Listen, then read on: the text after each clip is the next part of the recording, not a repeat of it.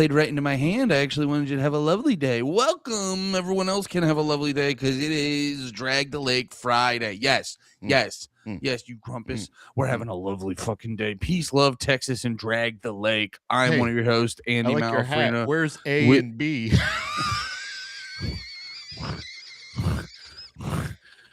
First. Oh, wait, checking the comments. Nice. No one in there yet. Pat, how you doing today? Man, I am doing 10 times better than you. How are you? I'm actually doing pretty damn heckin' good. I've been having a lot of, brother, just figuring out how to cope with this dang world. You know what I'm saying? I got 3 things that are pissing me off. What do you want to talk about today? I have. What I don't, Chinese guy hasn't sent you your fucking who don't worry, farted all the t-shirt? packages are in. I got all my packages. You're like, I've moved on to anyway, 3 new things. anyway, so I got a Golden Girls shirt off of a dark web website, and boy, howdy, is it not coming on I time? don't understand why my fucking Temu shirt is so weird. Since when is Temu weird? So these are my knockoff sports apparel that I bought with cryptocurrency is late. Look, these are current events. They're not even just personal. This is a thing that I feel like we got 3 things that all these idiots out there, not these idiots, not the chat people. I'm talking about the idiots that it's so funny. You froze right after you burnt your tongue, so you're like this. Did you die? Oh, is that where it's frozen? Yeah. Now you just look like a. Am I still here? Can you hear me? You look very suspicious about Sorry. what's going on. You're like. No, I'm like, no. I clicked next tab and my computer went, hold the fucking phone. What are you talking about? I know that we gave you that option, but what are you asking us to do? I'm gonna send you the picture of what you look like. You can use this one. Yeah, my computer's going, hold the fucking phone. Okay, are we? No, I have not. Is it stuck on your end still? You're okay. Here we go. We're back. Hey, sorry guys. I wanted to do anything. Sorry, I wanted to do one other thing than the thing that I was asking my computer to do. Yeah, I wanted to do anything, and my computer went, suck my fucking cunt. Okay, it looks nice on 4 things. Coffee's not hot. It's just warm now. Okay, go ahead. I gotta Pat, get one I'm of sorry. those things that you have. The thing that you have, the what's it called? The little coaster. Do you just want mine? Do you just want mine? Yeah, I would love it. Here. Thank you. Oh, I turned into a vape. Brother, if you pulled one from outside, if you pulled one from off screen, greatest bit. Now I got to do that. No, there's three personal things. First of all, Andy, how are you doing today? Aside from your computer not working. I'm pretty good. Are we streaming on Twitch? I don't see the chat. I don't. It said I saw stream elements. Andy is now streaming talk shows and podcasts live. Restream. Okay, cool. I'm doing pretty good. I'm finding a lot of peace in life. I really do think. I think I'm gonna go down. I think I might go learn more about the Buddhism stuff because I'm realizing the problem. You know, it's a whole thing I've been fucking bouncing around in my head and my ass. But I think the problem with America is main character syndrome, and we're sold a lie, and everyone wants to be the fucking guy. And what you really need to be is part of a community and part of a organization and part of a group. But the problem is that if you go too Japanese with it, that's where I'm getting at. Then you can you can die for dear leader and just, you know what I mean? You become subservient to the government. I go, there's got to be a middle ground somewhere. So I'm going to start a new religion and political ideology, but that's what's going on with me right now. Nice. What's going on with you? I'll probably not join that one also, but that's just because I don't like the whole thing, you know, the organized thing. I would be a Buddhist as well, but they just don't let you have garlic, and I don't like it. They don't let you have garlic? Yeah, you're not allowed to have pungent foods. It was a really interesting thing I found out about in the research doing about Buddhism, but like the fact that there was like it's this Japanese cooking show or Korean. No, it's Korean. Sorry, it was a Korean cooking show, but different. All just a whole mess of Asians come in, and then they have them make a whole mess of Asian fucking dishes. They're like, "Hey, you're Korean? Make us fucking fried rice, idiot." And they're just like, "Well, this is Stupid how I fuck. would do it."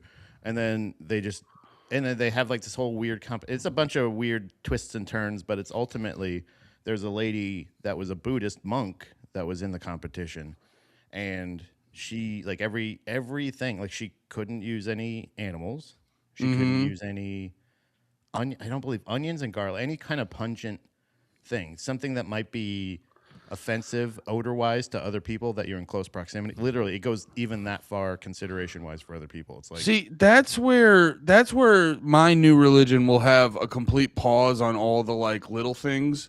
You know Buddhist what I with mean? garlic knots. Yeah, it'll be Buddha. It'll be a Buddhist with a hint of garlic. Well, no, that's my favorite thing. Whenever you ever see that one, there's that like redheaded Jewish guy who's like probably gay, and he's like, okay, so we have this holy book that has been given us up by God, but the best thing about it is there's technicalities you can find so you can have a sandwich on the day you're not supposed to have a sandwich. And you're Yeah. like, yes, that is your God That's made what he the likes. God made the world and he wrote this holy book that he spoke through other people. But if you find if you Yeah, find it's just technicalities and hang up a string in your neighborhood, you can do whatever you want. they're just turning God into who's the fucking guy from Dukes of Hazzard, the fucking Johnny boss Knoxville? boss hog, where you just fucking take his hat off and go, God, dang you, don't they got me again? I thought it was the Sabbath, but he was turning on a light. Oh, dang it! He hired somebody to open a door for him. God damn it! Hold a picking minute. Did he hire a minority to turn his TV on? Wait a minute, they ain't supposed to be outside. Oh, there's a little wire all the way around their town. God damn it! Oh, there's a little wire loosely hung up around town. God dang it! That's Anyway. technically what I meant. They got me again. All right, I guess you can watch TV on the Sabbath now. God dang it! I think that's what bothers me about that religion the most. Even though they're Boss Hog is the Jewish God. that's basically the thing, is where they just are constantly, he's some incompetent fucking goon that's sitting out there going like, y'all better not go out on the Sabbath. And I go, sure thing, boss.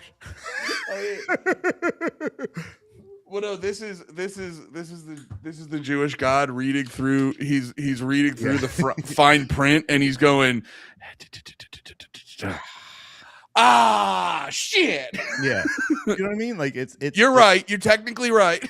It's the thing where the reason I think people are averse to that religion more so than other ones in any case is because it is the one that is built around the more devout you are, the more loopholes you figured out to trick God. You think that you have figured out a way to trick God on every single rule in the book. So it's like, why are you doing it? Literally, the reason I haven't pursued Buddhism is because I love garlic so much. I love garlic so much that I'm not willing to give that. I could give up weed if that was the case. But like garlic is a joy that isn't hurting anyone. Well, there's it's like one of those things. Like technically weed isn't either, but it's like whatever. It's an inebriant. I understand. It's a drug. I get it. But there's it's also certain things with those. There's certain things with those like whenever I hear like the garlic stuff, I go like, oh, that was like, you know, when they were making Buddhism, there was just like one fat Asian guy or Indian guy, whichever one made this, who's just a little too autistic. And he's like, well, if you think about it to the logical end, it also means we can't have garlic. You know what I mean? Like, and you're like, all right.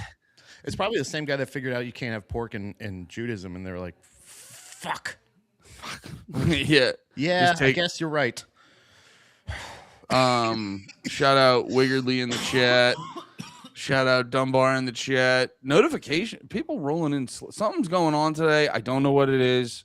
I think we should just all end it now. Don't go to Friday. Don't go to school tomorrow. But I was saying earlier though, just that I have three full topics that are fucking Pat, just fucking grinding my goddamn Pat, ass. you're telling me you're coming into the pod hot with a triple gripe. Yeah, and I'll get a triple gripe coming in. There's there's the storm coming up. There's the other topic would be Justin Gaethje, and Okay. the third topic will be responsible drug dealers. All right. I like that. You're kind of Anyone. doing a fucking letting people know from the jump so we Yeah. can get intrigued and hang out. I have personal experience with all three of these things, and I am so angry. All right. About every one of them. I'm so intrigued by the drug dealer one. Let's start there. Oh my god, Andy. It's so funny. You bring it up and I go like, well, you're like, Andy, which one do you want? Andy, how could you possibly say that to me? Right And then now I at go, this the point? drug dealer one. I go, the drug dealer one. You're like, oh, don't even get me started. Anyway, next one. We just burned through I him can't in even. 15 seconds. I'm just like, Justin Gaethje, don't love what he's been saying lately. Go on. No, the thing with this is like, It's like when my dad was like, where do you want to go to eat for your birthday, buddy? And I go, Chinese food. He goes, I'm not really feeling it. yeah, anywhere you want, man. You pick it. Anywhere you want to go. Anywhere What do you think? wanna Like go. Firehouse? No. What about Wingstop? Nah, I don't really think it's Wingstop. Can you just tell me the thing that you want to go to? Can you just tell me where you want to go on my birthday, Papa? Just tell me what you want, Papa. But this is the thing where like I had it made in fucking PA, dude. It was. You want to go back so bad. I want to go back to PA so fucking bad. And this is like, it's not. And this is obviously hypothetical. All of this is hypothetical. What? 'Cause Oh I yeah, live you in- don't. I live in the lukewarm state of fucking Texas. But there's a there's a thing where back in PA, brother. I mean, I make a list. I could just make a list. I could go online and shop. Actually, I could fill an order, and then they'll tell me when I can just come pick it up. And they're like, "Hey," like they'll remind me, "Hey, your order's here. You want to come here and pick it up? You got some weed here, buddy." And I go, "Oh man, I forgot about that weed order." Oh my Ironically. god. But like I would go to the grocery store, go to the fucking weed store. Like I would do my fucking chores and just have it, right? It never Yeah. felt more medicinal than that. Hypothetically, I moved to Texas. And then hypothetically, Wasn't Texas like a time machine? it is like I'm back and they are on a tier of people that I really, really despise but still have to coexist with. In tow truck drivers, tattoo artists, and drug dealers are all in the same category of these people that like it's this thing where you're on their time. It's no matter what it is, no matter the emergency. I mean, again, with drug dealing and tattoos, it's not much of an emergency, but also like I remember when I was really getting into like having tattoos and I had all Well, these yeah. friends- Isn't the whole thing? Sorry, isn't the whole thing with like? Because this is, dude, legitimately one of. Besides the fact that I just don't love getting high on. I don't love getting high on weed that much. Legitimately, one of the first times me and my friends in high school went to go buy weed, it was a whole fucking thing. should It not be that. it took forever. You call the guy. Well, because the pot dealer in a lot of these scenarios where it isn't legal. You know, in Texas, Austin is pretty fucking chill. Like you can walk into, you know, certain chill spots. We're hanging out doing comedy, and someone will just hand you a blunt, and you don't even have to worry about it and shit like that. But like then there will be Lovely, other. Yeah, but then the second you step outside of Austin, it becomes, you know, like a fucking 1960s sitcom of just like, oh, Johnny's smoking the devil's Yeah. lettuce. Yeah. Do you like And so it sends you back to high school of like sitting in a parking lot waiting for a dude just dressed like Jesse Pinkman, you know, waiting for him for 2 hours to give you some of the shittiest weed of your life. And that was basically one of my first experiences in high school.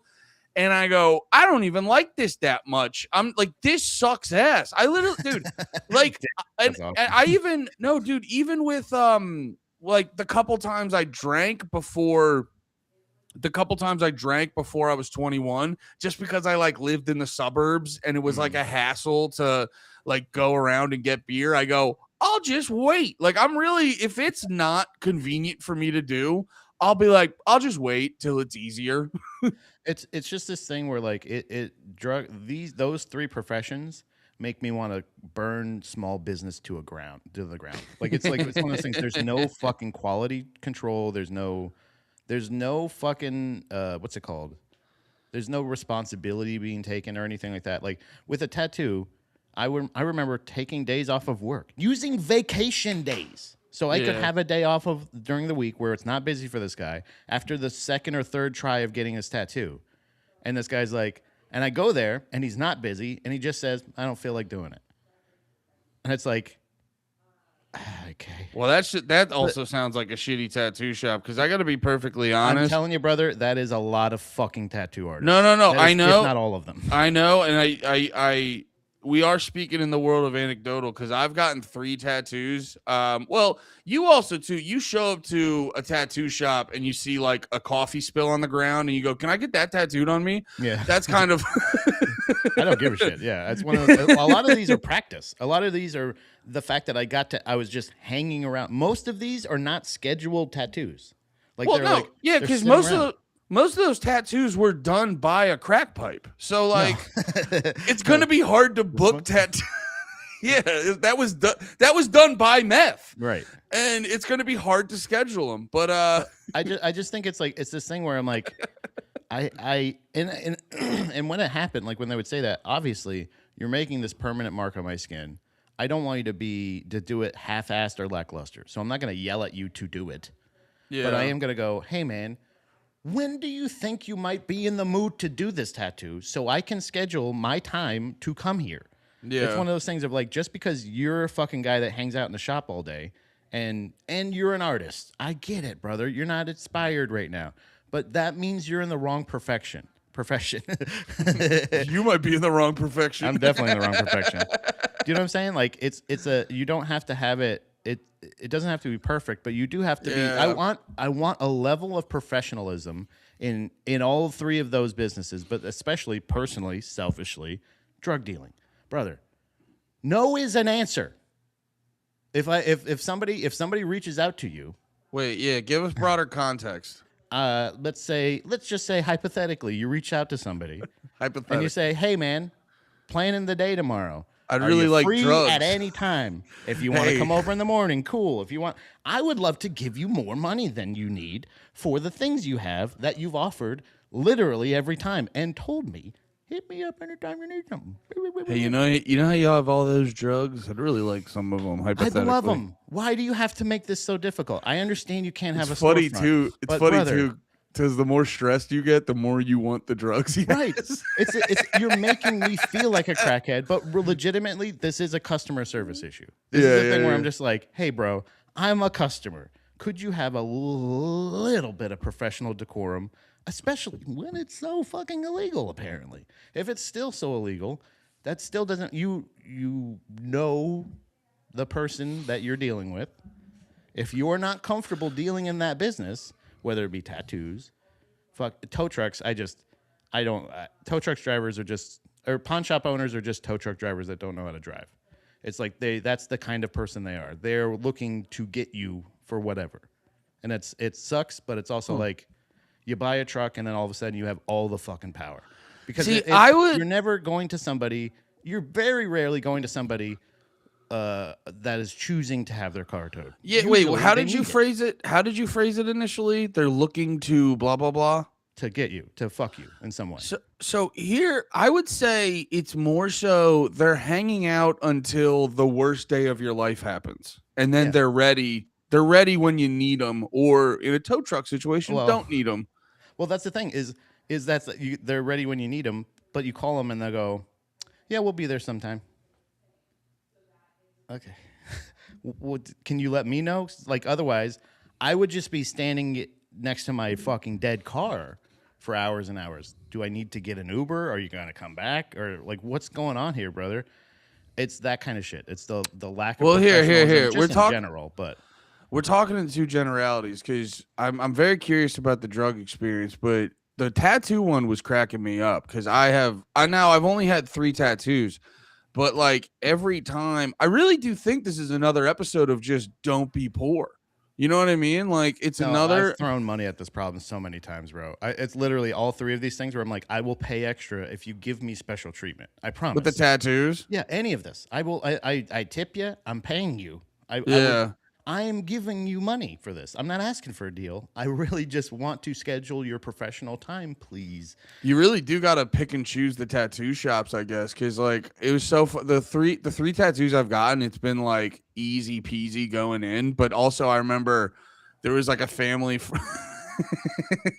I don't want to get too specific. I think I've told you about this. Yeah. You know how like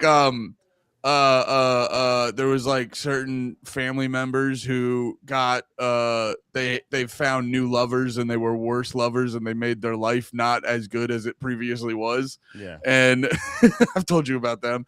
And the one got like a fucking, I don't know, just you know one of those piercings you're like you have to get if you start listening to Mudvayne. Oh, You know, they're like, oh, they're like, oh, you like Mudvayne? Well, you're gonna have to get a gauge in your chin. yeah. It's like, okay. She got, oh no, the girl got like some ear piercing, but like he did it wrong, and she's just like at this family party being like, my stomach hurts. And they go like, how bad did he fuck it up? Yeah. He fucked your hearing up so bad you have a tummy ache. Yeah, that's pretty bad. He hit the wrong fucking nerve. Yeah, because there's nerves and shit. Like it does take a level of training and profession, but Yeah. it's ultimately it's this thing where you're like, hey man, Well, this goes back to this.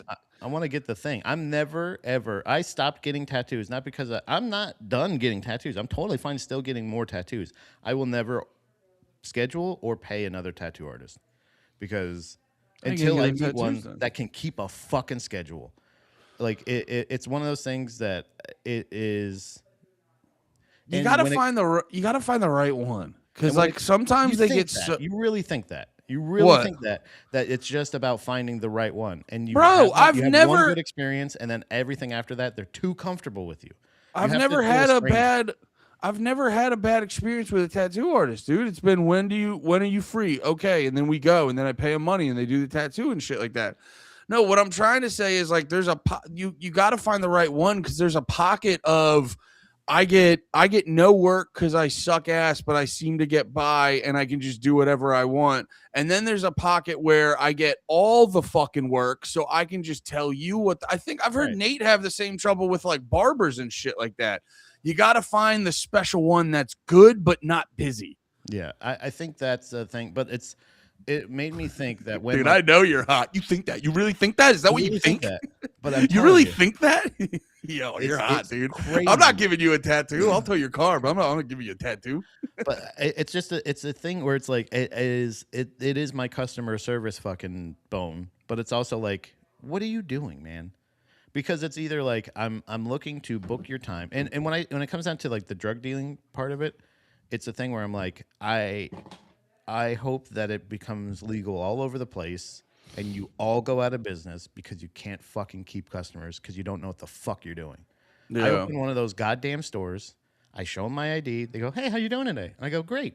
Thanks so much for asking. And they're like, hey, by the way, here's some deals you have. Do you have any idea what you're competing with, you fucking dullards? The fact that exists in this world, that's what I will.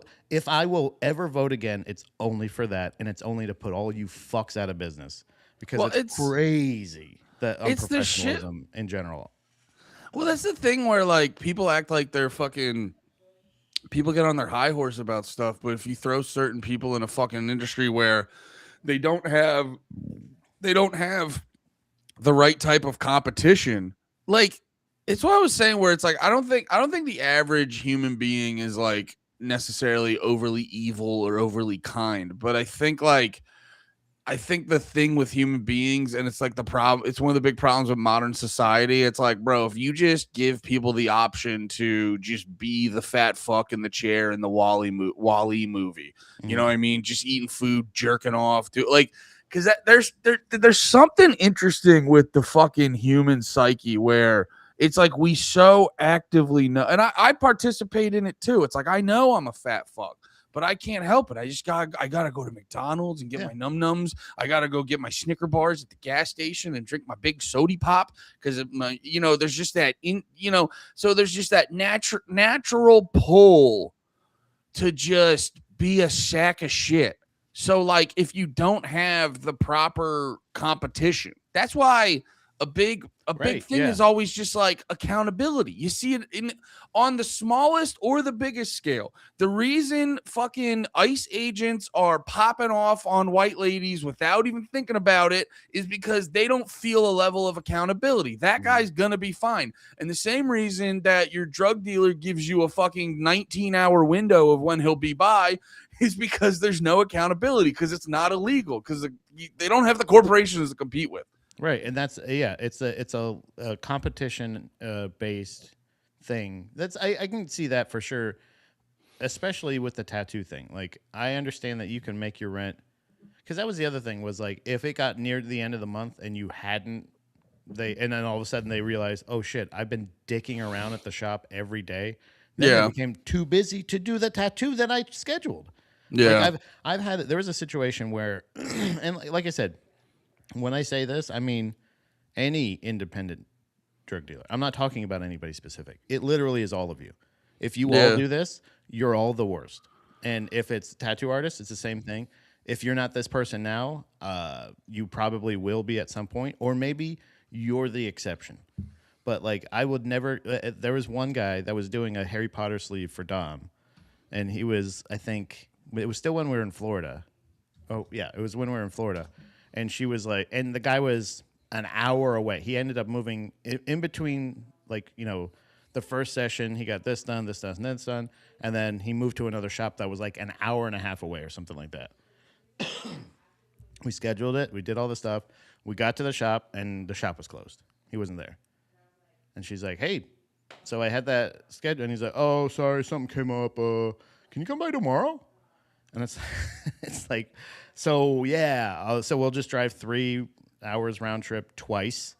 She'll probably have to get out of work tomorrow because she scheduled today off so she could do it because she scheduled the time. Yeah, that's crazy. That if you make a schedule, like I went off on that guy. Like it was that was the thing where I was just like, dude, fuck you.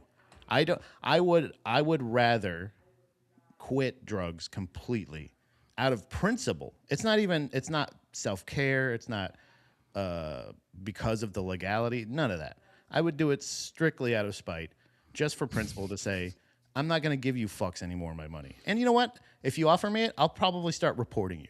How about that? I'm going to be a narc. I'm going to turn into a fucking snitch. How about that? Maybe that'll motivate you. I'm actually going to be the worst Karen. Come on, I'm going to be the worst Karen you've ever seen in your fucking life. Yeah. You just turn into a fucking DEA agent. I wouldn't do that, by the way. I would never do that. But it's one of those things that Pat just registered in his head. He's like, I do want more drugs later, though. No, it is literally a thing where, like, just because self-preservation also, that's the thing where, like, so you were buying a lot of drugs from this guy? And be like, yeah, but he was selling it. I mean, I was doing it for you. You just have your hands behind your back getting cuffed. You're like, no, you don't understand. I called you about him. I'm collecting info. I was collecting valuable info for the. I'm a detective for you. What are you talking about? No, I'm on the squad. It's the same thing with like tattoo artists. I don't have anybody that I can complain to. There's nothing that can actually be done. It's just a thing where, like, the only thing I can do is just choose not to give them my time or money anymore. Yeah, it's tough too with I didn't even consider because that happened with my the tattoo I got here, the fucking deer. Because I didn't even consider like having 2 sessions where it's like they have you on the hook and you're like, I kind of need you to finish it. Yeah. I literally need you to finish it. That is in general. And I think you and me can relate to this, like one of the best, because like that is a human characteristic that I find fascinating is you're a tattoo artist. Cause I've had this experience with like many people in general, not just in specific. Like, dude, it was a big reason, and I'm not trying to talk shit. Love him to death. He was my best man at my wedding, but my buddy Jay Simpson, where when we used to live in near each other in Pennsylvania before he moved to Philly, bro, there would be times where he'd be like, "Yo, come home or come home, come here, homo." No, he'd be like, "Come over, let's hang out." We'd make some music or film a thing or just do something. We were always making stuff. And bro, there'd be times I'd go over, it'd be like noon, 1 p.m. And Jay got so fucked up. I'd be like calling his phone. I'd be like banging on his door, would not get up. And I just go like, brother, I've been fucked up. How do you not, I'm coming over. You know what I mean? And he did stuff like that enough times that I remember he would get pissed at me because he'd be like, come hang out with me in Philly or whatever. And I'd be like, brother, I got to know you're going to be there after and I go like, I don't want to, and that's old Jay. Now I wouldn't put that on him now. But like, when he was younger, I'd be like, yeah, dude, I don't want to drive an hour and a half and go like, am I going to hang out with Jay? It's a fascinating character trait. Cause I think, bro, I've been there before. I'll talk to comics who will bail on shitty bar shows, and I'll be like, I could probably bail on a bunch of shitty bar shows, and literally nothing will happen to me. No word will get around or anything. Like nothing negative will happen, and I still go like, nope. But I said I would be there, and it's just that's like a thing that's locked in. So people who so flippantly do the obvious, I go like, how do you make it to the end of the day? Like, how are you not dead, man? I'd say even like if it's especially if it's scheduled money, if it's like that's the thing. I'll say I have definitely bailed on shows that I was booked for, but it's usually because I look at the GPS. It's however long. There's no money. It's going to take me. If I just do the math as simple as this, like this is how I did it for Pet City. I did that to you one time. What? Remember you booked us in Harrisburg? And I remember I called you up and I felt so bad about it, but I was like, Pat, I didn't realize this was 4 hours away from me. Yeah, that's insane. It's like one of those things of like, would you like to plan a weekend here? Yeah. Do you know what I mean? Like that's the kind of thing of like, are you going to be in town or around or something like that? But even when you lived in PA, I think you were still like in Allentown or something like that. No, right? I was I remember specifically because I remember, dude, I love to get overly anxious over something that's not even remotely a problem. Because I remember being at work, I was standing in the loading dock being like, oh, Pat's going to be so fucking mad. Just, creating a version of you in my head that's never existed. And I go like, he's going to be, and I'm like, I finally called you up and I go, buddy, I'm so sorry. And then you were like, oh yeah, that's crazy. I'm sorry. I was like, I don't even know why I booked you. Yeah, you don't got to go. And I was like, oh, thank God. That's totally reasonable because it's the thing. If it's not guaranteed money, I like fainted. I was like, oh, thank God. Patrick my hero. Patrick wasn't upset with me. Thank Christ. But that's the thing is like, if it's guaranteed money or whatever, you can just kind of value it however. Like, but if like a pet sitting that I'm doing or something like that, or a walk or anything, if the drive there one way, 2 ways is whatever, but the drive there one way, if that's longer than the actual service, then I'm like, well, I'm not going to do that. Like that's so like if you're sitting, I'm not going to drive an hour to do a 20-minute drop in. Like that's yeah, that makes sense. Yeah, you got to like do the math. Well, that's the problem too, where like specifically in comedy, like well, there's like a weird thing where they almost, when they're telling you, it's like, all right, you're supposed to go out every second you're awake, you should be going out doing open mics and comedy, and you're like, copy that. And then it's like, you should say yes to every show. And then it gets to a certain point where they forget to tell you, they're like, oh no, but when you're actually good at it, you can have a backbone. And you're like, wait, what? Yeah. So you get programmed in your head. You're like, I drive the car really far and I don't make any money. That's stand-up comedy. I drive it really, really, really, really far.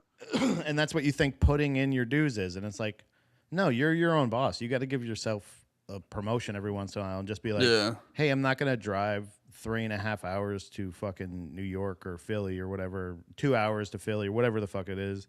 to do a 7-minute spot for nothing. Well, the Like I'm gonna putting in, pay so much money. That's like, I mean, I did that a lot of times for yeah, like years. But then after a while, I'm like, hey man, I just need at least gas money. Like that's the thing of like, you learn after a while. It's more if you're gonna ask them to come in from like 4 hours away or whatever the fuck it is. It's either gonna be a longer set and guaranteed money, or yeah, don't worry about it, brother. If yeah. you're around, that's cool. But if not, whatever. What up, Jake Stone, What? King of Austin, King of Sixth Street, Jake Stone.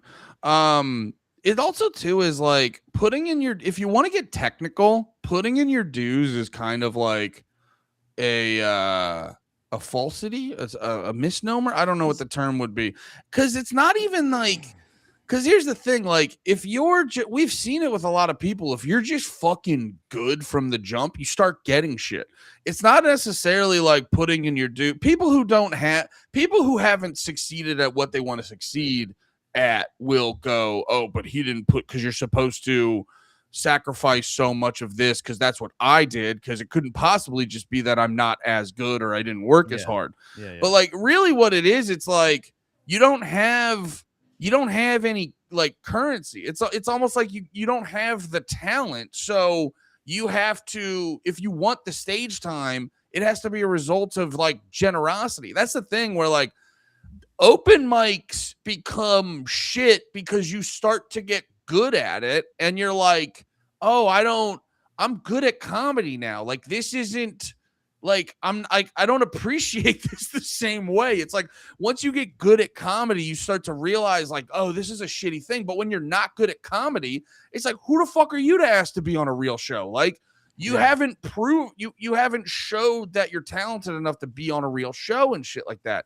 And then, once you start becoming less dependent on the open mics, then the shittiness starts to reveal itself. And then you get a moment where you go like, hey man, I'm going to need to get some fucking gas money, or you're going to need you're going to need to give me some chicken fingers with 3 sides, not just 3 dipping sauces, not just one. Because the one ramekin, it's never enough. It's never enough. You know it's not.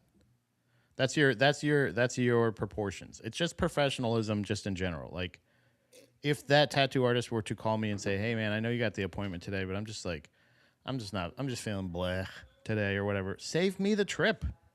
Don't let me come there and discover that you don't want to do it. Like, it's a thing. I made an appointment for donating blood, and it was going to be, I think, coming up during all the crazy possible snowstorm or winter storm shit.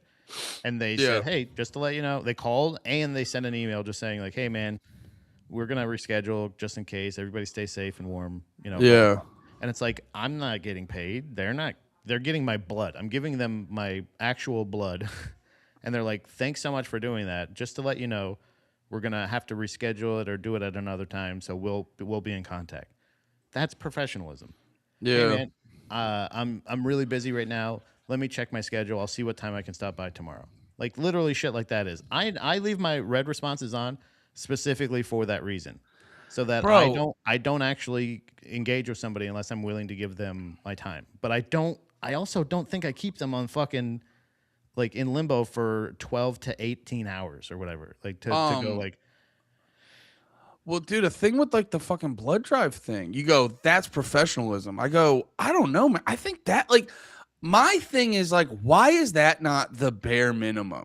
You know? Yeah. That's that the part I don't that's the part I don't understand. Cause like you're talking about your fucking tattoo artist, like there'll be like people will be in scenarios like that, and they'll be like, you'll be like, oh, I promised A, B, and C, and then it comes to the day of, and it's like, yeah, but I don't really want to do it. And you're like, but you said you would. And now all this, like people did all this stuff.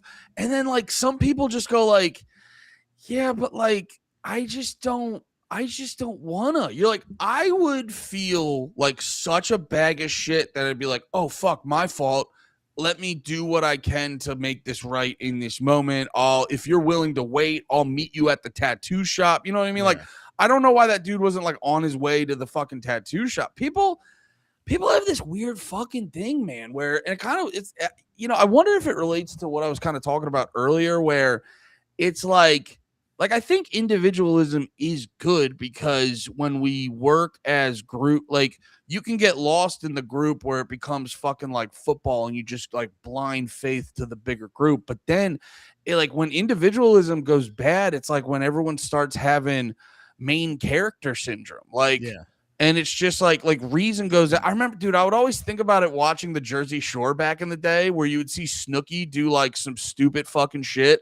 And now I'm sure Ronnie and the Sitch, they're big fucking juiced up meatheads. They were probably yelling at her too much, but she still did some dumb shit.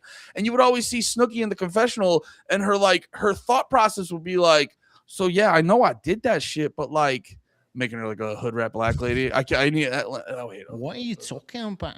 What are you talking about? Forget about it. Hey, Boy, mate, I'm you don't know what Snooki. it's like. You don't know what it's like to be number one. Just doing Tony Soprano.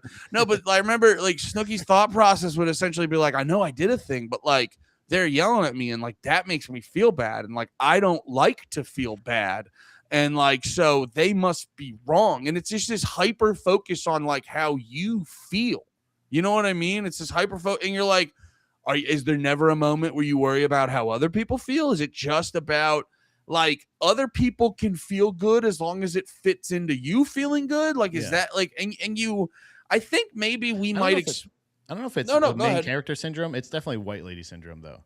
It's this thing where there's like, I just saw this this reel of this lady on the plane, and she's like sitting there, and she's like, and the stewardess or whoever, probably at this point security or something, is like, hey, so we are removing you from the plane.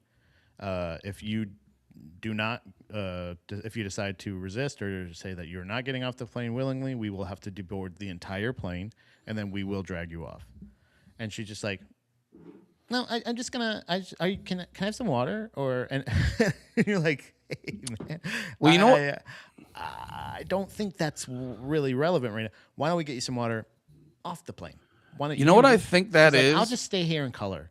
She's coloring, and she's like, I'll just stay here and color. And I'm like, you know what I think that is though? I think it's because at the root, most Karen situations happen because the Karen is technically right in every that like if you think about one way, yeah, in like based off of the rules if you so because like I noticed where Karen situations happen where you have these like white ladies who come from suburban white lady world where everyone follows the rules and they behave closely to how the rules are, and if you misbehave you get in trouble and and then because that's why it's always a white lady.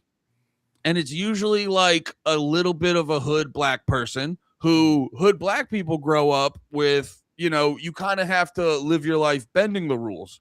You know what I mean? Because it just is what it is. So you have I love the rules with, come on, man, what's the big deal? Yeah. And like they clash. And that's why it's always like a white lady and a black person and stuff with the Karen shit.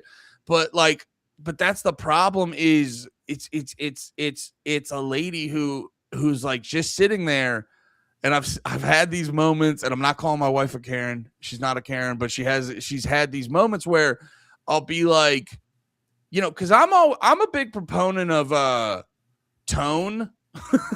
Like I'll be like, no, I know what you said. Why'd you say it like that? And she'll Steph has a problem sometimes with putting a little stank on it, like a little too much stank. Yeah. And I'll call her on that, but then she'll respond with, no, all I was saying was, and I go like, no. I understand the argument you were laying out. I just go like, why'd you say it that way? It hurt my feelings. Because that's what I think is like at the core. I don't know what it is exactly, but that's at the core of like a lot of white ladies is like, but no, these are the rules. White ladies love the rules. Yeah, I was getting, there was that thing where you don't realize how you're responding sometimes, even in a long-term relationship. Yeah, yesterday I was telling Dom, I was like, oh, so I got some stuff for just in case we lose power. I got some candles. I got some sternos, so if we need to heat up shit. I got some. I was like, I got a power bank, and she just like, and I was telling her all this stuff, and she's like, and I go, That's you. I'm saying that to you. It's just me and you here. We have this weird thing where I say things to her and I still don't know. I don't know where it goes or what she hears. So like every once in a while, like literally, I'm like, "Aren't those good things that I did?" Like, you know what I mean? Like, but she's just like, "Oh, sorry," and like she had just gotten off of work and stuff, so it wasn't like a. But it was just like every once in a while, I have to be like, "Hey, Yeah. like, respond." Like, it's really legitimately. I think the texting thing, the tattoo thing, that thing, all those things stem from the same thing of like of being overlooked or not acknowledged. You know what I Yeah. mean? Like ignored is not ignored, but like literally just that thing of like where you send somebody a message. Like again, you send somebody a message. David does this shit. Netflix? Yeah, Netflix David, not the dog. Uh, David, bald David. I was Bald thinking. drunk Dave. He does this shit all the time, and it bugs the fucking piss out of me. He's a very good friend of mine. I love him, but I send him reels. Brother, there's a small group of people I send reels to that are funny. Good reels. Maybe some, like I send the most, I think, to you and Dom. But I pop him off one every once in a while that I know he'll enjoy. We've talked about this movie. It's a reference to a movie that we've talked about, and here's a funny clip with it. He reads them, and that's it. And I No, go, like. you gotta, you don't have to heart it. You can laugh emoji it. Okay, because You I can fucking, thought. I gotta get it some kind of acknowledgement aside from it comes off. And again, this is not your approach, but just a heads up. Here's how you're coming off. At least to Yeah. me. And this might be more on me than you, but it comes off as a, yeah. Yeah. And it's like it's very dismissive, and it's like one of those things of like when people that I love the most, and I'm not saying Dave is one of those, but when people that I really care about don't do that, or things that I am like, hey, let's just keep this transactional. How about we be professional here? Any of those situations, whenever I'm like, hey guys, I was just wondering, would it be okay if we just did the thing that you literally mentioned that you do for a living? And then it's just a just say no. Just, no's an answer. And Yeah. this is the thing. I'm asking you a favor. I'm asking you a favor. I'm not asking you a favor. I'm asking you for a service, but I'm asking you a favor. And have expressly said this so many times, bro. If you're asking a favor, I cannot get mad at you. I can't get mad at you. I'm asking you a favor. You But can if get you- mad at people for a favor. It's one of those things. If I go like, I did get mad at my neighbor once when I had a flat tire, or no, my car was dead, and my literal across the street neighbor was coming out of their house at the same time. And I said, I had the cables in my hand. And I go, Yeah. I'm so sorry. Literally, all they would have had to do was pull across the street into the alley, just forward like 10, 15 feet, open their hood, not even get out of their fucking car. I would attach the thing, put it on my thing, 10 seconds, turn on the car. Thanks so much. Unhook theirs, close their hood, and they could drive off. I said, hey, my car's dead. I've lived across the street from these people for years at this point. This is back in Harrisburg. And I hold the thing up, and they're like, no, not no, sorry, I'm late, not no, can't do it. Oh, Like, and then you got arrested for shooting him in the face? I'm going to see you tomorrow. And I'm going to see you. I hope to God you have emergencies coming up. I hope you have the most worst times of your life. Yeah. And you experience them right in front of me and you ask me for help. And then the Because that's the cops thing. took you I'll to go, jail for "No." bludgeoning him to death. Brother, it does that to me. It gets me there. If he would have just gotten in his car and not said anything, I might be able to give him the benefit of the Well, doubt and say, so- he didn't ignore me. He acknowledged me and said, no. And I go, I think that's the only time I've ever got mad at somebody for asking Yeah. them a favor. There was no That's reasonable. that's psychotic. Yeah. But I do. You're my neighbor, dude. Yeah, no, that's psychotic. Just going, no, dude, actually, dude, that reminds me, I had such a satisfying in real time moment of like someone being dismissive and then immediately they got to realize that they were a fucking retard. Is because we were doing the valet shit. I'm the captain. I got the runner going to park the car. And when we get like raised up trucks, because it's time to go to Fogo de Chao, I'm gonna bring my monster truck. I'm gonna bring I'm gonna bring Bone Crusher to downtown Austin, but it's okay. I love the Mexican culture so much. Yeah. No, actually, I do. Fucking How do you Mexican. get up there in the cowboy boots? I don't understand. There's nothing to grip. Oh no, Mr. Andy, I get the ladder to climb up into my big truck. But it definitely triggers that. It's like it's all those things. The tattoo artist. Oh The wait, wife thing, wait. Yeah. You, you do not listen to stories. That's so funny.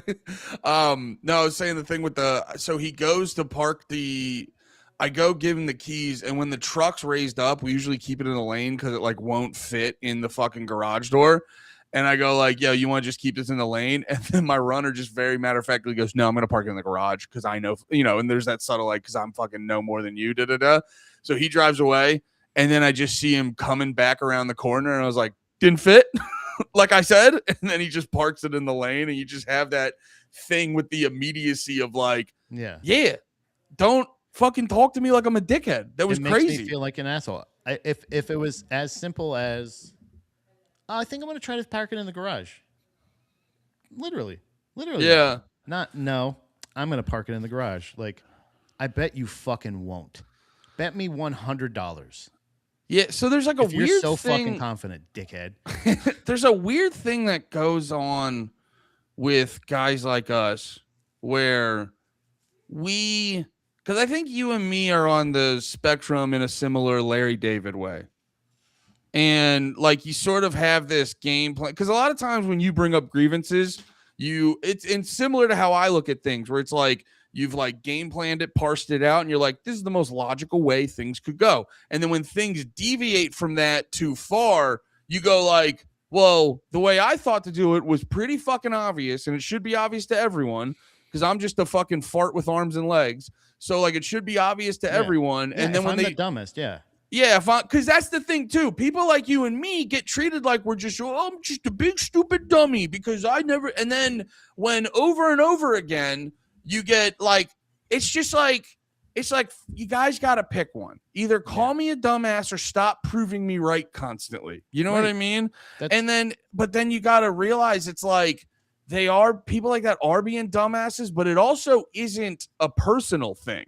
And that one, I got to tell you, dude. That one's hard to deal with because, brother, like I was saying this shit about, dude, I try to like learn about ADHD, and I know people roll their eyes when you're self-diagnosed your autism, but I go like, I gotta have a little, you know what I mean? It's just it's not a, I don't have celiac, I'm just gluten sensitive, you know what I mean? I'm autism sensitive, so it's like you read about it, but then it's like everything I read, and this could just be my interpretation, is like it just feels like you go, so everyone sucks ass, and this is how you adjust to that. And you're like, why is it never just don't be pieces of shit? You know what I mean? It's this thing of like I was reading this thing about ADHD, and people with ADHD are really bad at understanding tone. And then I was like, oh, that makes sense because I do feel more sensitive to tone. And then I go like, why is it never they just have a better tone though? Yeah. Why can't it ever be on the other side? Like, I understand giving people the benefit of the doubt, being the bigger man, blah blah blah blah blah blah blah. But that's the thing where like after a while, like if I'm justified in being angry at somebody, I'm gonna let it out, and I'm gonna be, and I don't have to be a dickhead. I've done it millions of times through customer service, plenty of times of this thing of like, I understand that you are not willing to help me or you can't apparently. That's fine. Please connect me to someone that can, because like I'm on the phone with customer service. So it's the same. I definitely have standards, and Dom always says like I have essentially an unrealistic view of like how things should be, and I'm like, no, I think it's pretty what I go by, and I literally go by this, is the golden rule. And I think if more people just thought about like, how would I like it if somebody did this to me? You know what I mean? Why don't I double park? Because I hate people that double park. I hate it. It's so selfish. Why do I not cut people off in traffic? Because I hate it. If I miss a turn, I've missed a turn, and I have to fix my mistake. I missed it. It's not because of anybody else in traffic. It's my mistake. And I'm not going to make it other people's problems, because that makes it so much fucking worse. If you're scared to drive on the highway, don't make that other people's problems. These are all things that are like being considerate of, like, just simply changing your perspective just 180. I'm not saying you have to see it from everybody's point of view, but Yeah. if like you were trying to get somewhere and someone just stopped in traffic and got out of their car, Yeah. do you understand? I talked about it on the highway. The lady that just stopped her fucking Yeah. car. She just, because she wanted, she didn't break down. She just fucking stopped. Like, Yes. Preach, brother Patrick. I don't No. do this. The reason I return phone calls or text messages is because I don't like the way it feels when people don't do that to me. And I hold Yeah. myself accountable by keeping my red receipts on. So I know I have that little bubble reminder saying, says right there, don't forget, you got that message. Don't forget to check that message. You know what I think it is? Because I think like people like us are much more active in experiencing life. It's why like, and I don't mean any of this to be, because for the longest time I did go like, it's so obvious to just do A, B, and C, and you get to a point where you're like, am I just smarter than everyone else? I Like can't give not everybody the benefit of the doubt. like yeah, you're like, am I? And then you're like, no, it's not that I'm smarter. It's just like I got like my shit just work. You realize your shit just works differently. You're just fortunately like, if everyone's shit worked the way my shit worked, we'd have better results. I think though, like it reminds me of when I was in the jazz band in college, and I remember the jazz director. It's kind of funny. I think back to that class and like that dude specifically, shout out Kevin Jose at Kutztown University, learned a lot inadvertently about life. Like literally that class is how I inadvertently learned how to do comedy, because he just laid it out real simple, where he's like, all right, who do you want to sound like? Like, you're the drummer, who do you want to sound like? And I was like, Buddy Rich. He's like, go listen to a bunch of Buddy Rich and then do that. And you'll never be as good as Buddy Rich, but you'll be damn good at the fucking drums. Your version of Buddy Rich, yeah. And that's how I thought of like doing comedy. I go like, okay, I'll just make my heroes the greatest, and I'll listen to a shitload of Patrice, and I'll never be as good as Patrice, but if I'm like half as good, that's better than I could ever even imagine. But even if you can gain a little common sense from it, Yeah, or perspective, or a structure, something, you're gonna gain something from it. yeah, no, and so he was talking to us about like to like learn how to play jazz better. He's like, you can't just like throw the song on and like do the dishes and do chores and just kind of like putz around the house. He's like, no, you got to like sit there with the song and be an active listener. And I think what happens is like people like us are much more active members of society. Like we're kind of, I think I would assume you're like me, where you can't help it. You just kind of like, it's almost like you're processing a lot every moment of every step or whatever. So kind of like real quick, sorry, kind of like processing the social dynamic.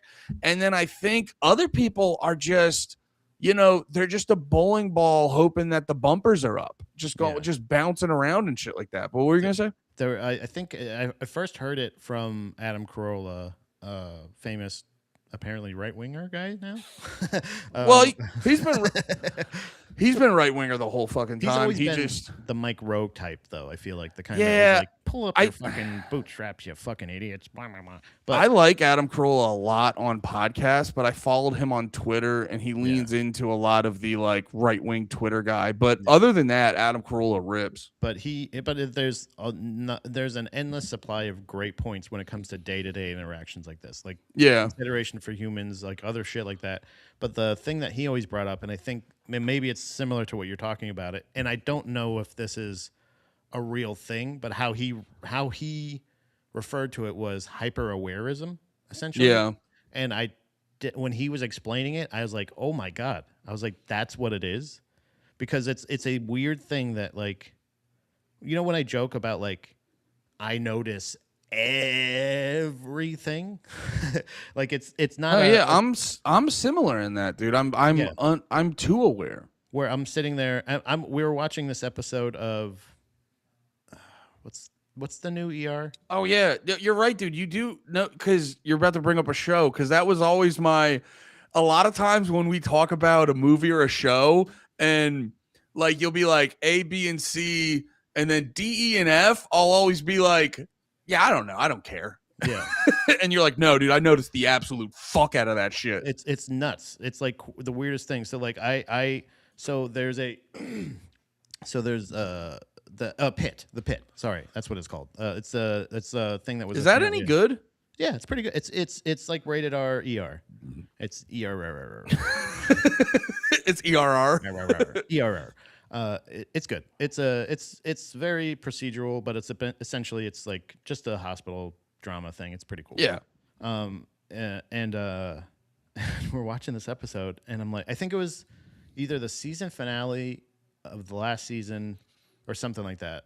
Or it was, I don't know. I didn't start at the beginning. Dom's been watching it. I just came in probably, I think, on the last episode. And throughout the episode, every once in a while, I'm hearing this fucking beep. And it's not a beep like a monitor or anything else. It's the fucking, I said, is there a smoke alarm going off? And Dom, of course, goes, I haven't heard any. I don't know what you're talking about. I'm like, there's just this random beep every once in a while. Oh, no, I think you were watching Abbott Elementary. Because every time a black lady's on screen, there's a beep. And I'm like, that's the weirdest thing. She doesn't hear it either. So it's the strangest thing, but it's like that beep, or the like if I pack up the car and something starts right. I think it's something that my dad had, because my mom would say that they would pack up all of the car and shit like that, and they'd be driving, and if there was one thing like rattling or something like that, he would have to pull over and like find it and stop it. And I have that to like a fucking crazy degree, to where I have a white noise machine. Sometimes I sleep with earplugs in. There's things where like it'll be a thing where like if there's a noise I'll wake up and I can't go back to sleep, or I'll wake up and I'll start thinking about processing everything. What's happening over here? What's going to go on later on today? That's also partially anxiety, I'm sure, but it's the thing of like hearing like we'll be sitting in the store and I'll just go like, it's crazy that they're playing this in here, and Dom will go, what? I'm just like, the song that's playing. They're playing a song, and it's like, yeah, like it's any of that stuff. I know don't what's get funny? it, but I don't think it's like a malady, but it's like a thing where I'm just like, No, I'm just happen to be aware of everything, and that's why I love to dull my fucking senses, and that's why I fucking text you. That's why I want my weed before noon. Because it's literally medicinal for me. It helps me to not have to like. It's not that I don't notice everything. It just doesn't occupy my brain. If I'm at a restaurant, it's so hard for me. I can't go to restaurants with TVs. I can't, because I told Dom, I was like, I can't pay attention to anything. I can't pay attention to anything because something else is going on. It's hard enough in a restaurant. Somebody walks by, I look. Somebody goes this way, I look. Somebody does that over there, I look. You should maybe.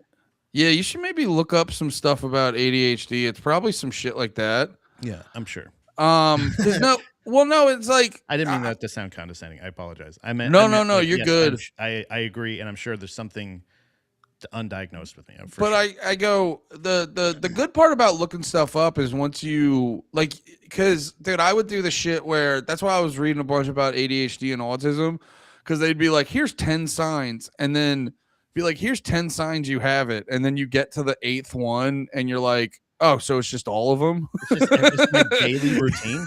But like, it's like, it'll be like, I remember like the ADHD thing, it wasn't just like you have trouble focusing, you know what I mean? It was like I focus on everything.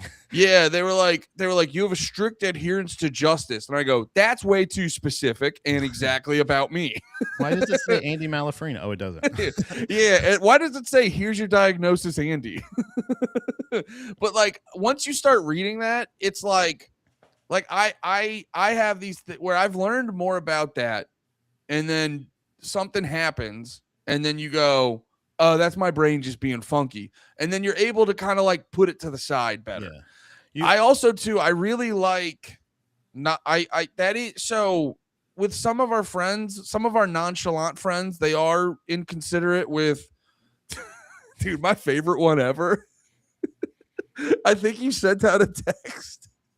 This is the hardest time Nate being inconsiderate has made me laugh. I think it was when we had Jeremiah on. Remember, because Nate, he was like hanging out with Shane or something, and they got real fucked up or whatever. And dude, you sent out the fucking podcast tomorrow at 1 p.m. text at like noon. Yeah. And then just at 2 a.m. Yeah. in the morning, just like an all caps text from Nate being like, wait, podcast tomorrow? Yeah. Like, it's the craziest delay ever. Yeah, and it's like, and it's a thing where like if you bring, I understand that a lot of times people go like, you know, like, oh yeah, whatever, what's the big deal? And you're like, it's the fact that it's every time. There's always a thing where you're just like, wait a minute, Monday at 1? Yeah, it's so funny to send a text at 2 a.m. Yeah, fucking shithouse going, wait, we're doing the podcast the same time we do every week? like, and acting like I just sent that message. That's the thing, is reacting that way of saying like, oh shit, I did not. Again, there's another thing that easily you could fix with words by going, oh shit, I didn't read this earlier. 1 p.m. You know, something like that. Literally, and I'm gonna give you the benefit of the doubt. But if you act like, well, this is brain. Nate in the group chat alone is a hilarious whole story. It's I'm not even trying to shit on Nate, because that was just the thing that popped in that made me laugh. No, dude, it is that's always been like a I'll thing say with Nate in our group chat. That's what I meant. Sorry. Yeah, that's always been a thing with me too, where I'm always like, because people give me shit about how I am, and I go like, no one even understands I'm one acknowledgement of my feelings away from completely dropping everything. That's the other part that drives me insane, is I just go like, you guys don't even understand. You're one like, bro, all you got to do is go, oh, I didn't even think about that. My bad, dude. Yeah. It's gone from my mind. But no, I will say the benefit though of having the like absent-minded, you know, maybe not the most thoughtful people in your life is Guess who texted back? What? Did Nate just text you? No. Yeah. No, the other problem. Oh, nice. He's like, I'm right out your door. You have to come. Lucky. He's like, I'm right out your door. You have to come right now. Okay. Yeah. Oh no, but I will say it is. I've experienced this with like Nate and Lemaire both, where I'm in a moment where I'm like, this seems fucked up. Something and I'll be going anxious, and I'll be anxious, and I'll look over, and I go like, not a care in the world. We're probably fine. Yeah.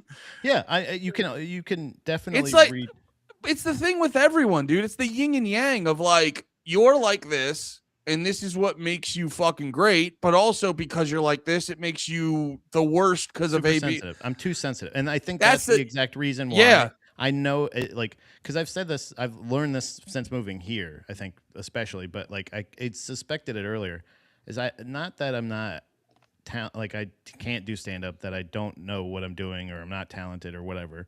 It's literally I am too sensitive for this business.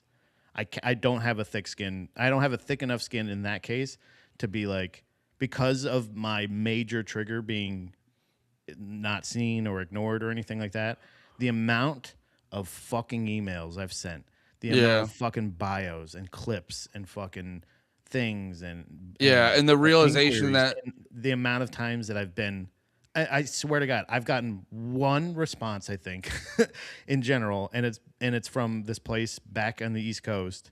Man, I think it was, and it was I can't remember. You're like, yeah, Pat, we'd love to have you. Yeah, legitimately, it was something that I don't even remember reaching out to them. And it was a thing where they're like, hey, send me your avails. And I'm like, who is this? Yeah. Like, it's been so long. I have no idea who the fuck you are. It was one of the Funny Bones or something, I think. And it was like a thing where I'm just like, okay, cool. Here's my avails. Everything. Whenever I can come down, great. And I've asked Lemaire a couple times of like, how should I respond to this? Because I don't even know if this is legit or if this is like spam. I've found out enough now that they actually know how to get me to click on a link is to go like, hey, we got a great opportunity to come out for the weekend. Like, okay. Yeah. So it just comes down to like it's not the fact that it's not a matter of talent, this, that, or whatever. It's just like legitimately, I don't have the fucking stomach to deal with not even the rejection, being ignored. Like, not just saying, I can, if you go, no, not good enough. You work on this. This is not good enough. You didn't do this right. Like that's constructive, whether how defeating it may feel, that's Yeah, constructive criticism. When you just don't acknowledge my existence whatsoever, it makes yeah. me Well, furious. and no, I get where you're coming from because for me, it's like, well, I'm already in my like, I already have a problem with bad self talk, so the rejection Yeah. just makes sense to me. Yeah, it just Um, it reinforces that. I Like always go like, I always go like, it's just, I wish you would have said it in a nicer way. I say Uh, I say to Dom all the time. I go, "Yeah, you're right. Fuck me." She's like, "I didn't say that." I'm like, "That's how it sounded." you might as well have, I guess bitch. I guess you're right. Fuck me. Well, no, my whole thing is the thing that always trips me up, and it's why I like comedy, but the business aspect of it is so fucking difficult for me. Yeah. Is because there's so much of it that I just go like, they'd be like, this is how it is. And I go like, yeah, but why? Like, Yeah. doesn't that sound insane? Yeah. You know, Wouldn't where you prefer it if it was this way too? Like so that when you're on this side of it, that you wouldn't have to experience this? Wouldn't you yeah. like to avoid this? Well, like the thing we always we've talked about before, where friends of ours told us at a certain spot to over tip insanity to bartenders that we know are making substantially more money than And us. guess who doesn't have any savings anymore? Yeah, and you're like, how does that make any sense? Yeah. Just as But it's much, like, well, they'll less money. yeah, and you're like, well, why would they not just look it up? And it's like, why would they just not look at us and go like, oh yeah, I make way more money than that guy. I don't care if he fucking fills out my paycheck. And like, and it's not a thing. It's not like a fuck you thing. You know what I mean? Like, Yeah. it's just a thing of like, how does that make sense? Yeah. It's not only a thing, but I'm like, also, I don't usually order stuff that costs money. I like water. I drink water. Yeah. So, like, it's a thing where, like, unless I want to buy an expensive water, I've even done that to them before, where, like, I did it so many times where I'm like, hey, can you charge me for something so I can tip you? And they're like, cool. And then Yeah. guess what happens when those tips don't come anymore? They go, who are you again? No, they don't. Yeah, actually do that. it's That's actually a joke. But I did get the wrong idea of like that's what you're supposed to do. Ball out. Come out here and ball the fuck out. Tip yeah. 120%. And there's You a can. And bunch it's of like, other cool. yeah, I'm trying to think. There's like other examples of like how you're supposed to. Well, the other thing in comedy, like I remember there was this one comedian. This was when Shane was still on the rise, and he was doing like he was still doing comedy clubs, but he just started like selling comedy clubs out, and he just started to be like, I don't know if it was before or after SNL. I can't remember. But he was just starting to be the guy, and he was like filling up comedy clubs. And I remember there was this one comic who I remember it was funny. I remember seeing the post. He's like, bro, so fun hanging out with my boy Shane. Did a show with Shane. This was so fucking cool. Did a whole like had all these fancy pictures. And then I remember I was talking to someone who was at the show, and it was like, oh yeah, he just kind of showed up and asked for a guest spot. But he kind of like booked it like, oh, Shane, my boy, brought me out. And you're like, damn, you can just do that and not hate yourself. Yeah, it's perspective is reality. Yeah, it's that's fascinating, I man. hated myself when I'm thinking about like social media or anything like that. I think the extent of it is going to have to just remain Instagram and Reddit, and it still rules too much of my life for sure. But it's a necessary evil in this case. So like, because whether being reached out, it is actually a point where the thing where I do, like I said, I came out to Austin to figure out my place and where I can serve comedy the best. Because that's the thing is I'm way too funny to not be a part of comedy. And I know that sounds conceited, but that's the one part of I've always been complimented on. And it's this thing my sense of humor has been a defense mechanism since I was like 8, if not earlier. So like it's been a focus and a lifelong journey kind of thing to be naturally off the top of my head funny. But it's a thing where I'm like, you write the thing down and you say it over and over and over again, and you gotta fucking and the way that they talk about it, like I felt more separated from what I guess a more traditional stand-up is, I guess. Yeah. Because the thing of it doesn't get my dick hard to talk about like, oh, I got a new tag. It's just a thing of like, yeah. I like thinking of funny things to say in the moment. Like dude. I love Yeah, being. That's the talent. That's the ability. If you have practiced the thing, if you lift weights, if you lift the same weight over and over and over and over and over and over again, you're gonna get bigger. You're gonna get better. It's a thing. It just happens. yeah, dude. Can I say this real You're quick? just Because building a muscle. just to piggyback off your point, dude, a very similar thing is what like shifted my mindset on comedy in general, where I remember seeing someone I genuinely forget who the comic was, but it was like a comic who headlines all the time and he does spots all the fucking time. And he like saw him and he was like, yeah, he did his hour and god damn he crushes. And it's like that's not nothing. That's definitely a Mhm. skill to be proud of. But then there's this other part of me where I go like, yeah, he better of. Yeah, if you've been It's like doing this for years, you should be better. It should be he's way been good. well, no, it's like it's a skill and people pay money, so go fucking do it. It's But a there is practice. this what? It's a practice. You know But what I mean? no Like no it's no a no. Here. yeah. What I'm trying to say though is like the way sometimes people talk about it, like it's like, can you believe that happened? And you're like, Yes. the hour he's been repeating for the past 3 years. Yeah. I go like, yeah, it better be good. And then because for me, the part where I get a stick up my ass is when I go to the gay clubs. The part that bugs me is then crowd work just gets completely shitted on, where it's like, no, crowd work is bullshit. What the real art form is the thing you've repeated 1,000 times over the course of multiple years is like when that goes good, that's supposed to blow your mind. And you're like, no, it better be good. If you've been doing this hour for 3 years on the road, and then you go to shoot a special and you shoot 4 specials and you use all four, like, then I feel that's a failure. Like that's the thing where you're like, I get what you're talking about. I I get what don't you hate mean, on I don't hate on that because there's so many but it's just factors in the world that you can't control sometimes. but it's back into the perception as reality thing. It's a thing where like, comics are told film every one of your sets. Film every single one of your sets, watch your sets, do all this other stuff. And it's like, why don't you use that footage? Like, why does it have to be so stylized and different? And like I said, it's the amount of turning show bit. Like again, actors fucking just love patting themselves on the fucking back and just going like, man, I'm just so dedicated to my Yeah. craft. And you go like, you're just a very, very convincing liar. Please, And please. also too, when You're you throw essentially in a sociopath. If you were violent, you'd be a very good serial killer. That's your accomplishment. I'm not saying it's not a talent. I'm not saying it's not valuable in some way. But it's like one of those things of like, if you are doing it all the time yeah. and you're not better at it at some point, then yeah, I get it. Yeah. And well, it also too is like when you learn about the behind the scenes stuff and you realize there's not all, like I was on a tear of watching Philip Seymour Hoffman clips. Like that dude's a fucking beast.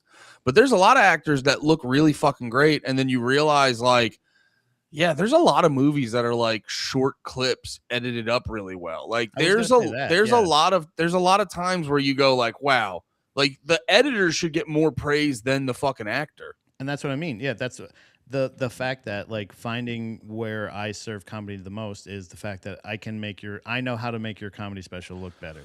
I know how to make I know which take to use for the thing or whatever. I have that instinct because that's that again, like you said. You said this line. Actors go like, I worked so hard at this. I did such a good job, and I'm just so proud of myself and the inspiration that I had and all this thing." But you do, and you talk about acting. Ask any comic that's done acting. They seem to be the most realistic of like, yeah, you just kind of stand around all day, then you say the same line 20 times in a row, and then Yeah. they use the one that is they like the most. So it's like what the skill is knowing to try something a little bit different, knowing what to say, when to say it, timing. How would a person say this in a real life thing? Acting like you're not, the thing is, you're literally acting like you're not being filmed. So it's like, it's a thing where you're just like, how would this person do this? It's a talent. I don't know actually the true definitions of these things to say like, what's the most accurate thing to put? Like, but like, there's like a discipline, there's like a talent, there's an ability, there's a profession. You know what I mean? Like I don't know what to. Yeah, I don't know. You know what I I mean? think. Like, and Well, I I'm think not trying to just minimize it, but like just categorize it properly. Of like this, it's not the bestest, biggest thing. It's just people. It's the same way I'm very, very enamored by like painters or people, artists that yeah. can draw or something like that. Where I'm like, I, I don't have the concentration or the ability right now to do that at all. Well, it's But how I you. respect the work you put into It's it. also how you break it down because there's there's the Denzel Washingtons of the world, and that dude, he comes from the theater. That dude deserves all the credit. It's a fucking like we saw that we both watched that video where it was like the line on the paper was "How's your day?" and then he does like a 20-minute monologue in Training Day. Yeah. And then there's like there's the Glenn Powells of the world, which I don't know why. I hate his face. I genuinely don't even 100% know what he's in all the time. They keep pushing him. They keep pushing him like he's the new fucking guy, and I go, I hate his face. But no, it's like, or they'll have. I'm trying to think of just like, or they who is Oh JD? yeah, yeah. He Who is is in everything. Wasn't he he just in is, Running Man? and his face fucking stinks. Who is that guy? I hate him. I don't know. I hate him. I hate seeing him every fucking time. Isn't he? Wait, isn't he also? Wasn't he like hanging out with Shane or something? Oh, was he? I thought they were saying something like that. Are There they was like a, buddies? I don't know. I don't. I thought I remember Nate. Are you talking thinking? about, No. I know the one actor Miles Teller. Is that his name? He's always fucking hanging out with Shane. No, this was at some football. It was at a Texas game. I think he's a Texas. Oh, he's from okay. Texas. They probably did a photo op thing. Yeah, oh yeah, maybe they're not friends. Damn, he's fucking 2 years younger than me. Fuck.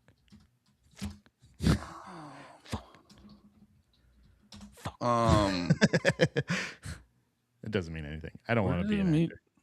No. You Yeah. know what? I think I'm going to be an actor. Fuck it. You should be. I'm going to be so much better than them. And I'm going to minimalize it every chance I get. I'm going to be a punk rock actor. I'm going to be like Ricky Gervais. Top Gun Maverick. I'm gonna be Ricky Gervais. Just be a fucking high school atheist my entire fucking life. Twisters. Are you guys ready? You can't.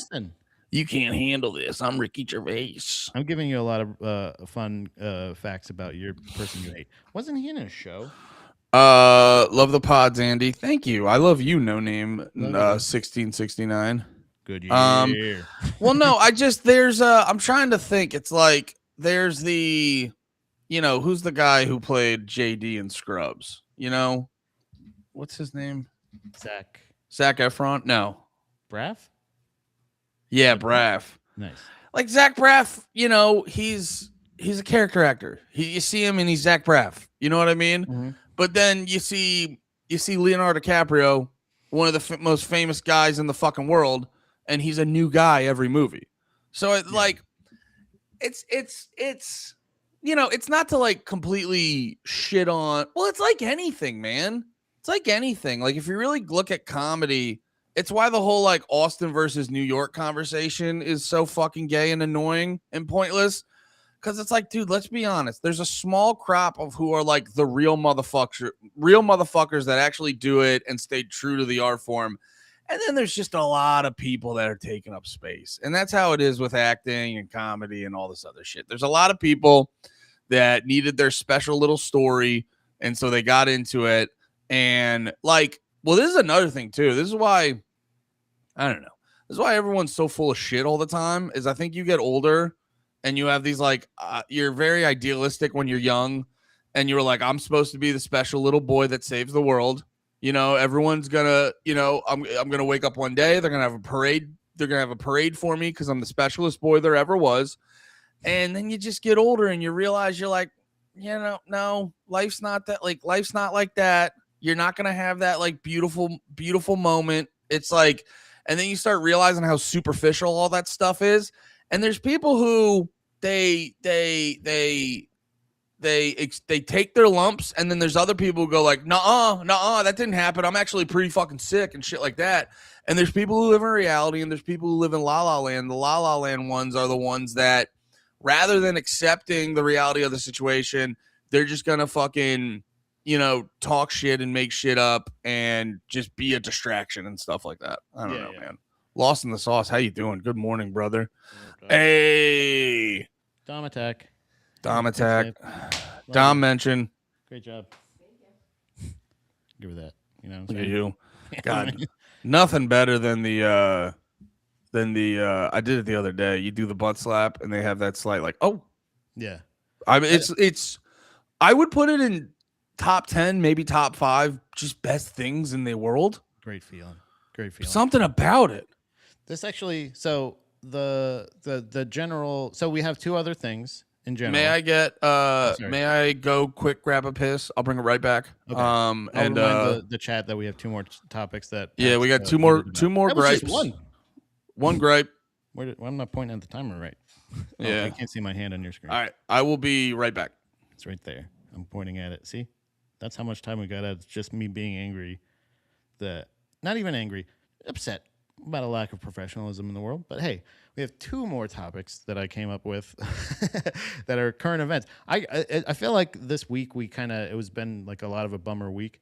But then I was like, holy shit, there's actual real things happening that are actually getting under my skin. So Andy picked the first one. The next two topics that I had, and I was just giving keywords, little teasers. Do you guys want to talk about? I do butt slap to myself every day. Lost in the sauce. Gross. Hi, buddy. This is Stanley. He's here. Cat cams have been out because the update on my camera switch took away all the preset angles that I had. But the two other subjects that I had were the storm, winter storm coming up, and Justin Gaethje. Those were the other two because I had some thoughts on both of those things in particular. So Andy picked the first one, which was in fact drug dealers. Again, allegedly. I mean, because it's not, It is funny that it is ironic too that I'm wearing the shirt that says peace, love in Texas, and I like one of those things. You know what I mean? Peace is all right, but come on. I also love the UFC, and I do kind of thrive a lot of times in conflict, especially when I feel vindicated in my argument, or factually accurate. And then love, I have obviously the butt slaps, and the coffee, and my little buddy here, and then Texas is, man, it just feels devolved. It doesn't. I don't understand the. We were talking about the fact that just in general in the past, like how like politicians and stuff like constantly let us down, and then when there is ever a true emergency, it's always like, hey guys, we're doing a drive for this, or hey, we're raising money for this, and while our politicians are leaving and shit like that, it's not necessarily that subject again. But I was talking about the other two subjects I had. Stanley, get the fuck off of me. Jesus. Being unreasonable, boy. The other two subjects, the winter storm coming up and Justin Gaethje. So those were the other two. They haven't pounded off yet exactly of what their preference is. So I guess maybe What's your gripe with the storm? It's not even the storm. It's it's the amount of people online, the influence, not even influencers, literally everybody. My timeline is flooded right now with people criticizing people for buying food and water right before a national emergency in a state where 3 years ago your whole fucking city went down power-wise for like 2 weeks or 10 days or some shit, like some crazy amount of time. Dude, it went down for like a week. Recently. It was a couple. It was a couple years ago. It was before we came down here.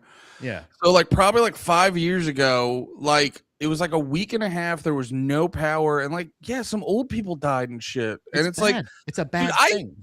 I get it because I get the reaction because I had family members who like.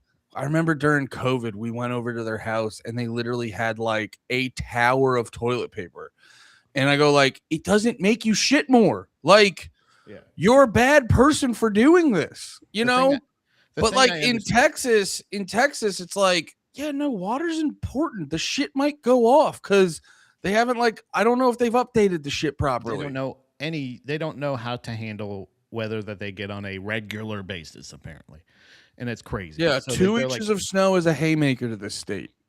so like the shit like that where it's the fact that like everybody's going like there's accounts that I've almost hate followed just because I want to watch them suffer in case they lose power because they're going to the store.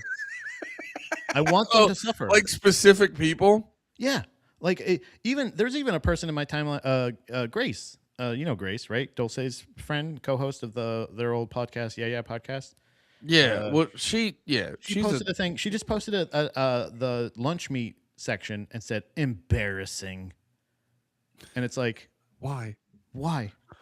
It's food that you don't have to heat up that you can eat. It this can stay preserved. Yeah. It's already processed, and it's really smart to get the reason. And then the thing that up north, it's everywhere. They go like, "Uh-oh, the storm's coming. Better buy all the bread, milk, and eggs." You know what the snowstorm means? Your office is probably closed. It's a day off. I'm gonna make breakfast for my family. It's not fucking crazy to buy food and water when there's an emergency a coming, even if it's not coming. Because guess what? Even if there's no emergency, you still need food and water, stupid. So it's and then people it's not embarrassing. It's smart to get. You know what annoys me with exactly. You know what annoys me too. And then when like shit goes down, and then those people who didn't buy all the stuff, they try to clamor to go buy it. And then, like, can you believe this? And it's well, like, no, you're and late. then, well, no, yeah, then it'll be. Well, here's the funny thing too, and it's why like people will spaz over like price hikes, or they call it price gouging in like these they call it price gouging in these like traumatic times when like some shit like this happens, but people don't realize, and I don't know, I'm not saying every store's being like altruistic where they're like, oh, we're gonna raise our prices so people don't buy as much so the people who really need it can buy it. But it's actually like a result of, even if the businesses are being greedy, it then becomes a thing of like when they like when you see gas prices shoot through the roof because some crazy shit happened, it's like people will like that ends up making the people who don't really need it not end up getting it, because like, that's the irony is like when you didn't actually fucking get it on time and then the prices are like crazy high in that moment and you're like fucking bitching and moaning. It's like, yeah, because people like you aren't fucking planning ahead. That's why shit like this happens and stuff like that. It's not embarrassing. But like that's what I mean is like, but in the toilet paper thing, like I get if you have gotten like one package or like a package or two of them or something like that. Like we have a Costco membership, so like one thing of Costco toilet paper can last us a while. That wasn't necessarily that big of an issue, but like even the toilet paper thing now, because people are like the same thing like you said. You think the storm's gonna make you shit more, brother? Last time this country experienced a national pandemic, worldwide pandemic, what was the thing that ran out? That was the last time we had a worldwide emergency thing, a countrywide emergency like this. So like now there's another thing. It's not necessarily uneducated or wrong. It's just the fact of we don't know how long we're going to be stuck in our house. We don't know if we'll have running food or water or running water or power or anything like that. We don't know any of these other things. So why not just get the shit that you think? Like I bought 100 tea light candles. 100 tea light candles sounds like a lot, right? Until you realize the package is this big.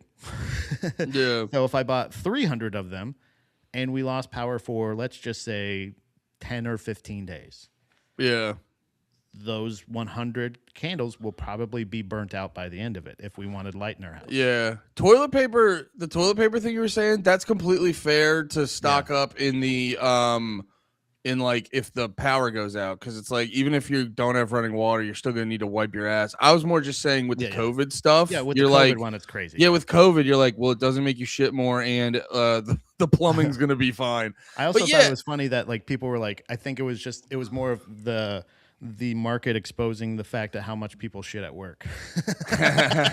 Like legitimately, I found out a thing at Bucky's. Speaking of Bucky's, this guy, I saw a video of this employee saying, "Hey, yeah, come work at Bucky's. You know, every time you have to take a shit, you have to announce it on the radio." I saw that too. And I'm like, brother, that's nuts.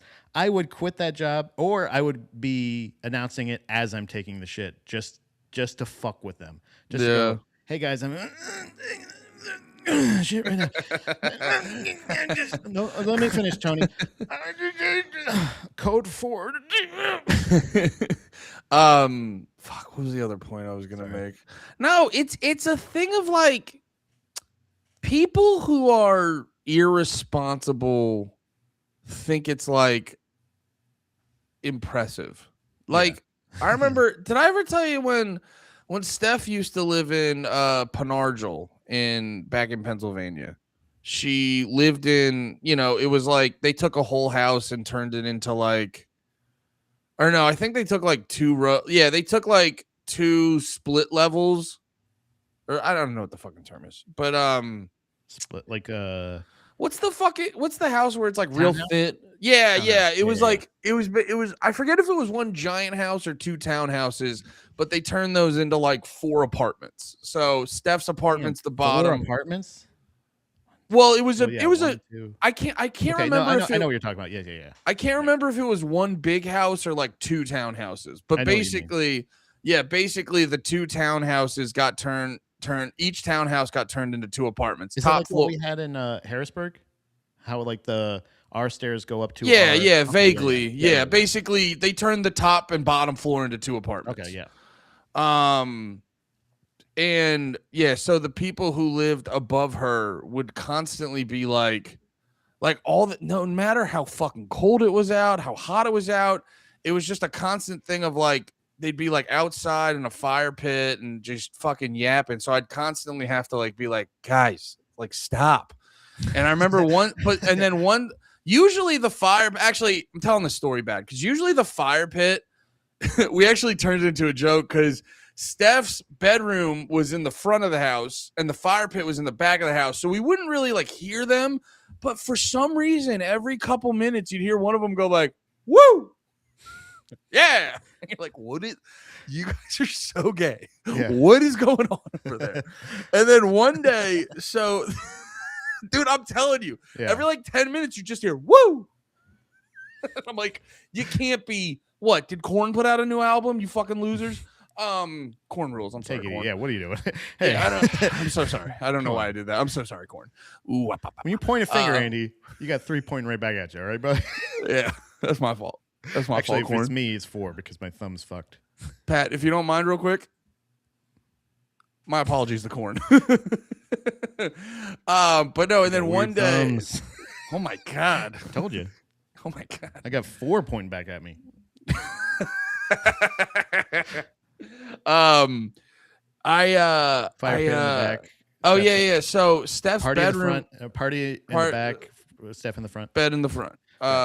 So the bedroom is in the front, and there was like a porch on the house, and the people that live next door, just the one dude. It's like 2 a.m, and they decided to come out. I don't know if they're like ripping a cig or whatever, but they decided to come out, and they're just.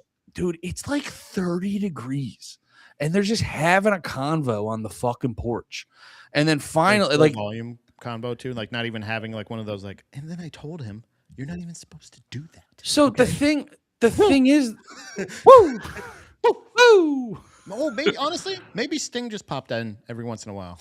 Yeah, maybe he told him like he got a raise at work or something. They're like, woo, mask, woo, woo. Oh, it's Sting. It's been Sting the whole time. Woo. No, like, dude, they weren't even talking that loud, but when you're when you're standing on the opposite side of a window having a conversation, you can just hear every fucking word. And I was like laying there, like, you do the thing where you're like, okay, are you guys going to wrap it up? I'll let them finish their cigarette. Oh no, they're just going to have a conversation for a while. He's lighting another one. Yeah. And then you go out and dude, the craziest part is like when I went out, dude, no beers, no cigarettes. They're just hanging out. I go, you got to be the weirdest fucking losers I've ever fucking seen in my life. And dude, I go like, hey guys, have you ever, this was a whole experience in and of itself. I know I'm making a broader point, but this was a whole, have you ever like walk, dude, I go up and like, you know me, polite as hell on the front, you know, if you wrong me, I get nasty, but like I'm polite as hell. And I go like, hey guys, it's just our bedroom's right there. You guys aren't even being that loud. We can just hear you. It's like, is there any way you guys could maybe like take it to the backyard or go upstairs or whatever? And brother, I'm talking there's three people. One dude is kind of looking at me. The other two are not even like, they look uncomfortable and slightly scared. Like I'm in my pajamas. I'm the least threatening I've ever been. Yeah. And they look like slightly scared and uncomfortable. None of them are making direct eye contact with me. So I say all that, and then I just no audible response whatsoever. And so it hangs in the air for like at most like a 3 Mississippi. Cause I have one of these moments where I go like, oh, okay, this is pretty straightforward. I say this, they go, oh my God, we're so sorry. And then they go around back or go upstairs. No harm, no foul. We all move along. That's it. It's the most logical exchange I'm going to have in my entire life. Yeah. And then it's just like a 3 Mississippi. And I'm like, what's happening right now? No one's doing anything. No one's saying anything. And I go like, yeah, guys, I got to get up for work at like 5 a.m. Yeah. I was like, I got to get up for work at 5 a.m. So I just really like, I need to be able to sleep. And I finally get a response. And the one guy goes, I got to get up for work at 4 a.m. And I go like, okay. So go to bed. I don't, yeah, go to bed, bye. It would actually benefit. You should be in bed way more than me. You've turned me into your parent now. But like that, yeah, I was like, do you want me to tuck you in? Like we have milk. I can give you some warm milk. We can put you to bed. I'll kiss you on the forehead. Just shut the fuck up. What do I have to do to get you to go night-night? Yeah, but it's like this. But then that was the argument. Yeah. And I was like, guys, it was an argument. It was a conversation in general when it shouldn't be. But like that was his response. Yeah. He goes, well, I have to get up earlier. And I go like, like he's expecting me to go like, oh, you're putting more on the line and being more irresponsible with your fucking day job. Damn, I don't have the balls to do that. You know what? My apologies for bothering you. It's a thing though. But so to bring it back to the fucking getting mad at people for buying up water and stuff like that. It's this shaming of like, oh, are you prepared? Yeah. I'm not to brag, but I haven't actually done a single thing. But I don't believe the media. And it's like one of those things of like, you're totally entitled to your opinion and everything like that. But you don't understand that like, there's not really any downside to, no, I was first. St. Ivan. I was. There's no downside to. Very good, St. Ivan. There's no downside to going like, oh, what? You got bottled water and lunch meat and bread? You're like, essentials? Yeah, like, it's this things weird, that like, so. are really good to have. Really good to have all the time. It's good to have food and water in your house all the time. It's this odd self-destructive thing human beings have. Yeah. Where it's like you could look at someone, and you don't have to go get bread and water and eggs if you don't want to, but to look at someone else doing it and go and to like, yeah, like, what is that, man? I don't, and that's it's a weird impulse human beings have. It was a thing where like I see one of them and I just like, okay, you know, it's the normal meme. The thing that I really enjoyed with this storm is the amount of Northerners going like shaming Texas for being like, hey, we all live in Texas now, but I grew up in Ohio and Pittsburgh and all these other places. And like, so this is how it's different. If there's a snowstorm up north, we go, oh shit. So I guess we'll just take the kids sledding in the morning and then we'll come back, we'll make some chili and then we'll just be in the house for the rest of the day. And you're like, yeah, but for some reason, the same storm or even much less here, it's like state of emergency. We don't know how the roads are going to be. We don't know what the power is going to be like. We don't know anything else. But stay inside because we're thinking about treating the roads, but we're not sure if we're going to do it yet. If you have this weather literally once every 3 years, let's just say, just plan for it once a year.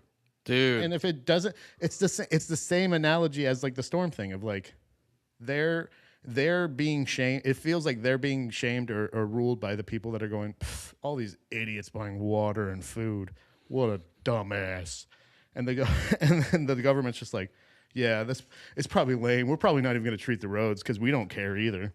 You're right. Yeah, they're like We they're like about to you. go out. They're about to go out and treat the roads, and then they're like, "Wait, Johnson, they think if we do that, they're gonna think This we're isn't cool. gay.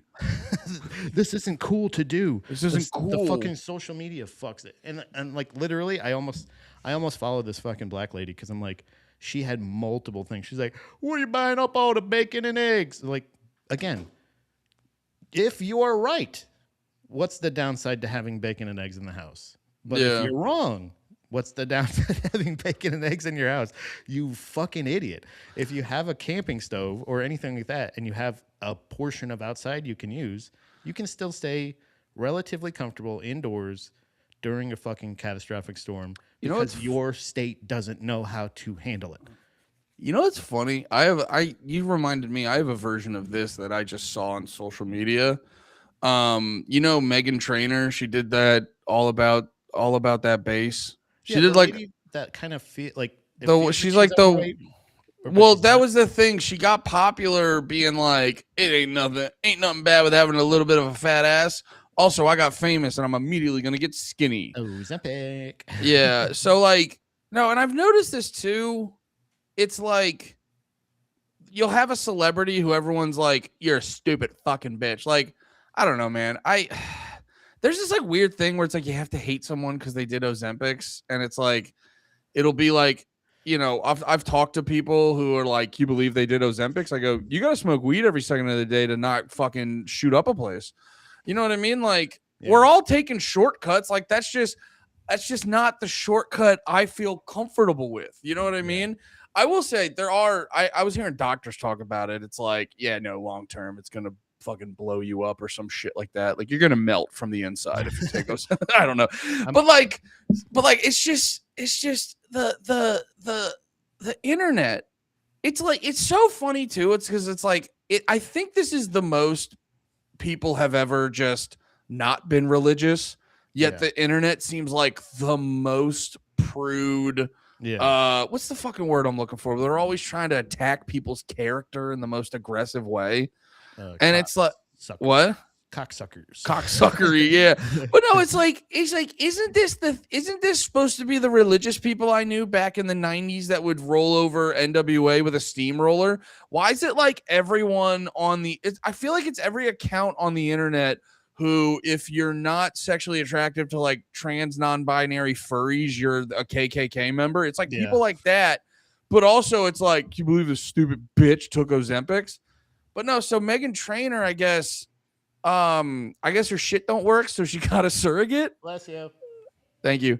But no, she got like a surrogate, and it's just like the internet's like, she's the stupidest piece of fucking shit I've ever seen in my life. Yeah. Like, I saw these, Oh, all she's these, just privileged. She's got all the money. It's like, yeah, you yeah, gave it to her.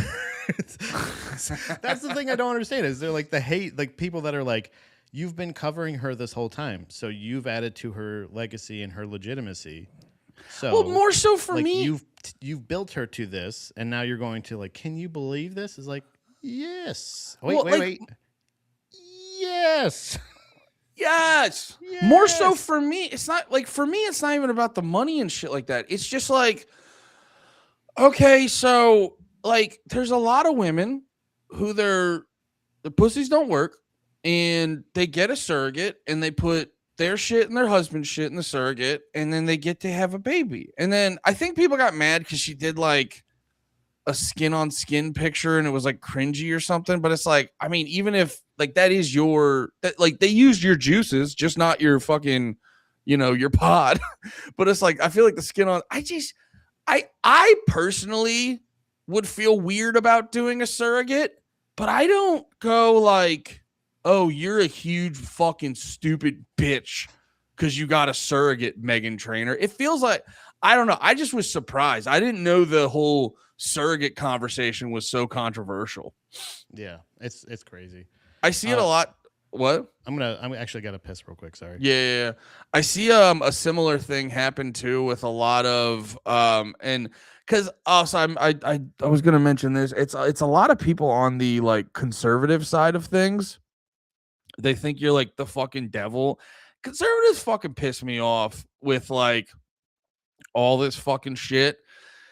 Cause all they ever fucking do is just bitch and moan, bitch and complain. They just like it's like a lot of people seem conservative so they can say, God fucking damn it. I drink these seltzers and they make me bubbly in the bad way. It's all soda from now on, boys. No, but like conservatives, a lot of conservatives and shit like that do this with like black people all the time. They'll like completely, they'll just be like, they'll find like the worst black people and the worst black person in the worst hood ever. And they'll just be like, oh, they're just like, they'll show them doing the worst thing ever. And they'll be like, they're just fucking like this or some shit like that. And it's like, even in they just ignore all of American history and how we've abused black people, and it's not to take away personal responsibility, but it's like, if you're gonna be like, can you believe they act like this when they're showing the worst of the worst, and you're just like, I don't know, man. If you're gonna have a government that abuses a certain population of people constantly, like, what do you think's gonna fucking happen? But then, so it's like, even if you take the worst interpretation of a certain group, it's the conservative people are the ones that try to act like they're the closest to God. And it's like, even if you take the most like racist interpretation of how these people look, the fact that how they look at black people or any group like that, the fact that they're like devoid of any compassion, like you notice that you saw it with a lot of people who claim to be religious and conservative when that Renee Good chick got shot in the face. When she gets shot by the ICE cop, by the ICE officer, and you see a lot of conservatives realize like, oh, okay, we are pro, because if you're conservative, you have to be pro ICE. So if an ICE officer shoots a fucking lady, you're just like, that lady had it coming. And it's like, even if you believe that, Matt Walsh was like the biggest fucking retard of this shit. It's like, even if you believe that, the like lack of compassion you have for someone who just died, the fact that everyone's like, I don't give a fucking shit, fuck that bitch, she had what she was coming. It's like, you have these people who try to act like they're better than anyone else, and I just go like, bro, you're literally the people who fucking applauded Charlie Kirk's death. You're the same fucking people. And then that's my other gripe. With like the conservative people, it's the same thing as when it's the like posturing to be a fucking Christian, and then the absolute lack of passion they have for anyone who doesn't like follow their rules. That's the part of it where it's like, that's why everyone's calling you the woke right. That's why everyone's calling you the woke right, because you act the exact same way as woke left wingers. If someone doesn't follow your thing and doesn't agree with your thing, it's fuck them from top to bottom.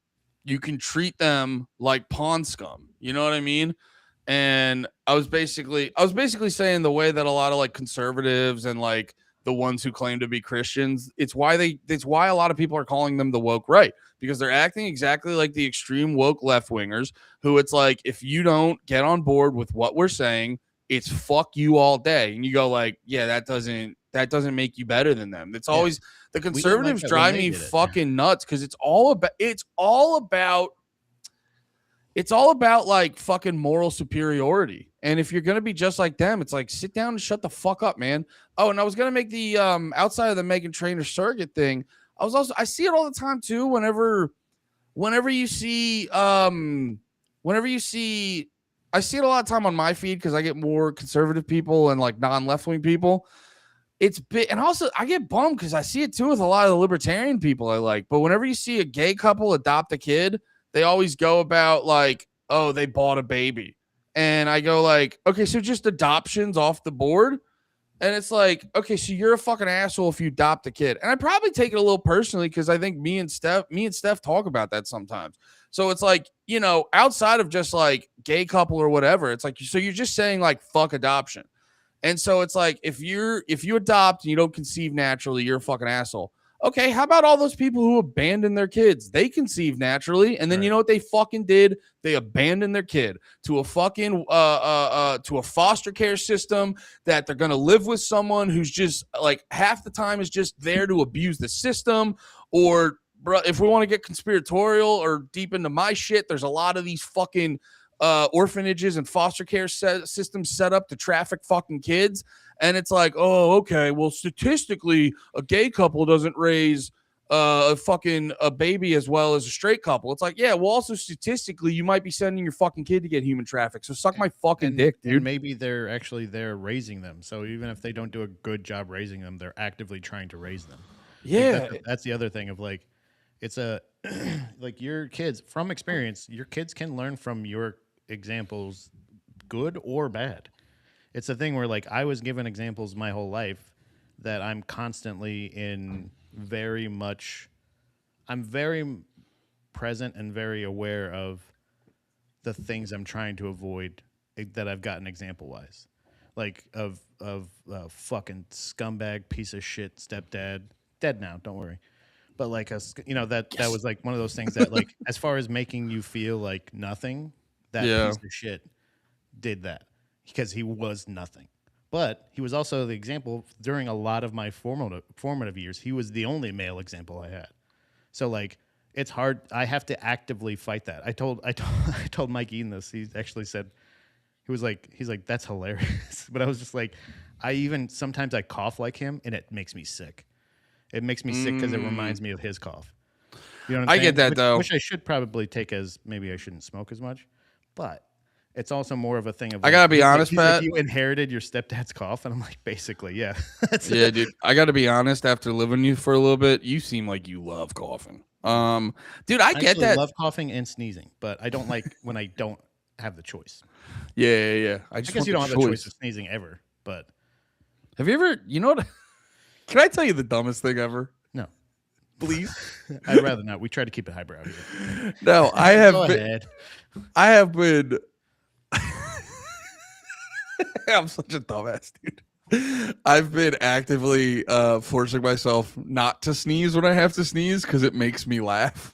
Oh, when you go, yeah, you do like a, you know, like instead of going like "Achoo," you go like, brother.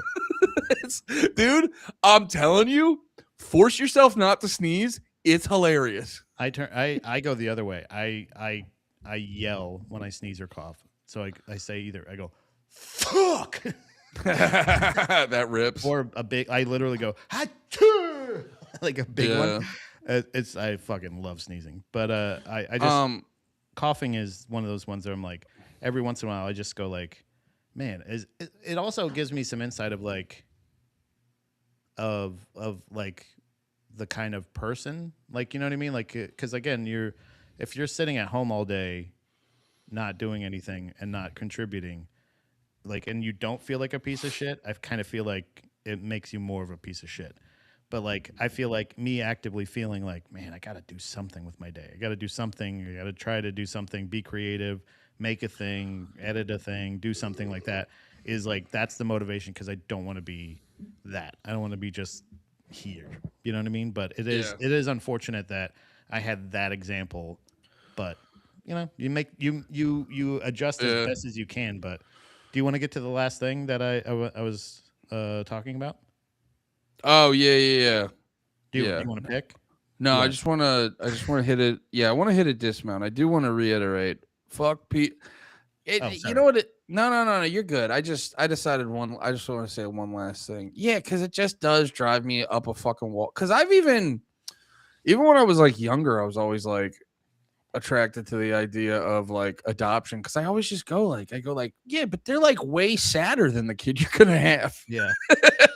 It was. I don't know. I always like think about like it's why I get it's why fucking, you know, those videos where they're like, oh, here's a dog who's all fucked up and we brought him back to life and now they're like the happiest dog. Like that's why those fucking are haymakers to me.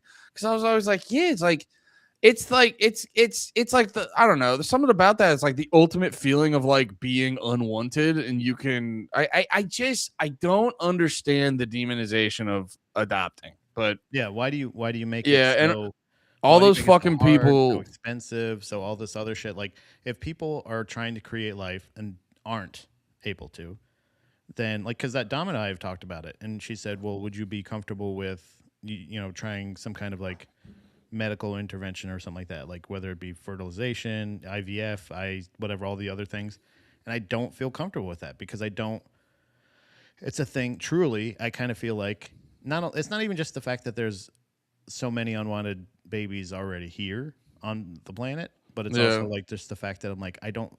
That's the closest I ever get to being like a Christian thing of like it doesn't feel natural to me, and it yeah, feels like I feel like that's maybe the creation of a lot of autistic people who are just pregnancies that were created in a lab or something like that. But there's plenty of people that are just made the old fashioned way that are just as weird. I don't think there's any kind yeah. of epidemic type deal like that. It just personally, I go, if we can't do it naturally, it feels like nature is telling us we're not supposed to. So it's like Maybe, one of those yeah, things of like, okay, but like we do have so many other options. We can have just cats. We can get, rent a baby, foster them, whatever. You can you can do, maybe you want to look into it more. You might need to but think we don't about it a keep them. No, little. we don't keep it. It's like a lease. Yeah, it's like rent a center. Oh, we Yeah, don't have enough for the baby. Got to take yeah. it Gotta back. take it back. Sorry, I don't have Yeah. $12 this month. Well, But I go. Well, I was talking to Steph, and she actually was like, she accidentally said, "Do you want to do an IDF?" And I go, "No, that kills the baby. yeah, can't do that. Yeah, the IDF kills children." I um, was like, do you want to do a TRL? and I go like, "We're gonna have in sync. You What? love Backstreet Boys. You You love love, them. you love Let's do a TRL. Christina Aguilera. You want to get dirty? What was your okay? So what was the last one? Your gripe with Justin Gaethje? Yeah, brother. It's 324 is coming up. like he canceled my tattoo appointment, That motherfucker didn't and I have was my gonna pick up fucking weed. drugs or my tattoo. You realize all the other gripes were because of Justin Gaethje? Like He was at the grocery store and he said, "What are you doing with all that lunch meat, faggot?" and then he punched me, Yeah, and it's I said, crazy. "I just want my weed from you, Justin. Justin, stop it. No, Stop punching me." I love Real Justin Gage. What? Go ahead. Real quick, actually, yeah, I saw this comment. I don't want to think we were ignoring them. You guys listen to the Gargoyles Inc. Matt put out? Yeah, I didn't listen to it, but I want to. Fucking McCusker put out like an audio play, Mm-hmm. which I thought was cool because I've personally had like that idea, so it was like cool seeing other people actually put it out. But no, I definitely might check that out. It looked fucking sick. Yeah. I think microplastics are playing a massive role in fertility, having trouble having kids. I heard that. Yeah, there was that lady on Rogan who seemed pretty convincing, who was like, everyone's taint's getting smaller, and that's why we're all gay and we can't have children. Damn. Yeah, Well, okay, that's fine. I love Diet Coke. I'm not gonna give it up. So, yeah. Well, it's not the Diet Coke. I drink it out of a can though. Is that okay? Yeah, yeah. That's why your taint is huge. Uh, I always tell you that. I You've would said it honestly for years. every day I walk in, I go, Pat, put the taint down. You just taint. It's just fucking out there, man. Anyway, yes. For our third gripe, what's wrong with Justin Gaethje? I hate his inconsistency. Okay. I think he is a very exciting fighter, relatively one dimensional, but not necessarily like in the sense that like in the sense that he has ground game enough to get out off the ground. Okay. Like it's not a thing of like he's not inexperienced or bad. Got to stop open vapes for the storm. Stay safe. Hell yeah. Uh, so he was this week during the lead up to 324 is coming up. By the way, I don't know if you wanted to come over. I don't think we're gonna have too much crazy weather that night. I don't know, but if you're willing, Is that if this you'd like- weekend? yeah, Saturday Oh no, me and Lemaire are we're doing shows. in Houston, right? Or Dallas and then somewhere out of Houston, but there was a chance that might get canceled depending on the weather, but definitely Dallas. That's crazy because Lemaire was here last night, and I was like, "Hey, so if you want to," he's like, he's like, yeah, this storm's not gonna happen. I'll probably be here or whatever. And I was like, okay. And then no, obviously he's going to be out of town, so so he won't be here. What the fuck? Either way, but that's just Lemaire. That's always been him.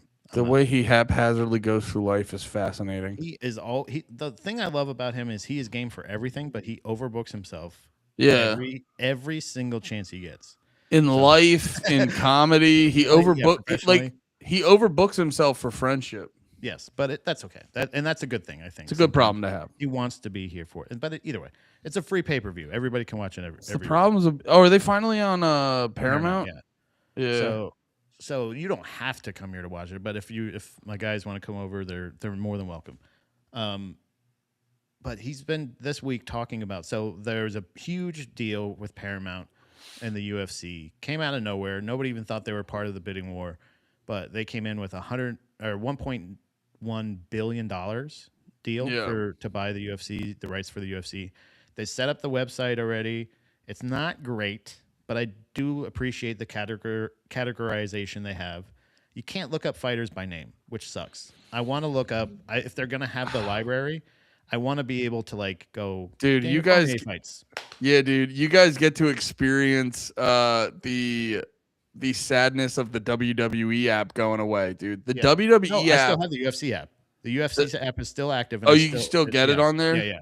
Dude, WWE Network was the best app ever. It was so organized. It wasn't this horse shit where you go on Netflix and they just give you a fucking, here's a bunch of abstract lists of things, and we'll just suggest Heat and There Will Be Blood over and over and over again, which great movies, but I want to watch other fucking movies. Also, here's a bunch of Asians working out. Like, that's all they just do. And it's so fucking complicated. Unless you know exactly what you want, it's so complicated to like look for shit on any of these fucking apps. Yeah, so I don't hate the Paramount thing. They have it split up to where they're like, they have it go the UFC 2000s, 2010s, earlier, whatever, all this other stuff. And you can kind of, it's just hard to, I just got to get used to navigating it. It's not necessarily that, but there's a huge deal they have with Paramount. And everybody's talking about how the UFC and the fighters are going to be seeing like a huge pay, or seeing it in their paychecks. Essentially, they're going to be seeing a Paramount deal. Money. Yeah, like that money going into their deal. And Justin Gaethje, in a press conference beforehand, was like, "Yeah, that's bullshit." He's like, "DC's a fucking liar. We're not getting that much more money and like all this other shit." He's like, "I'm not getting 1 cent more than I got last time." And all this other shit, and like going off and being like all this outspoken shit and blah blah blah. Which, by the way, also makes me think initially like, okay, that means you were getting paid way more before than a lot of other fighters, and maybe now it's everybody just caught up to you. So like, because how long's he been fighting?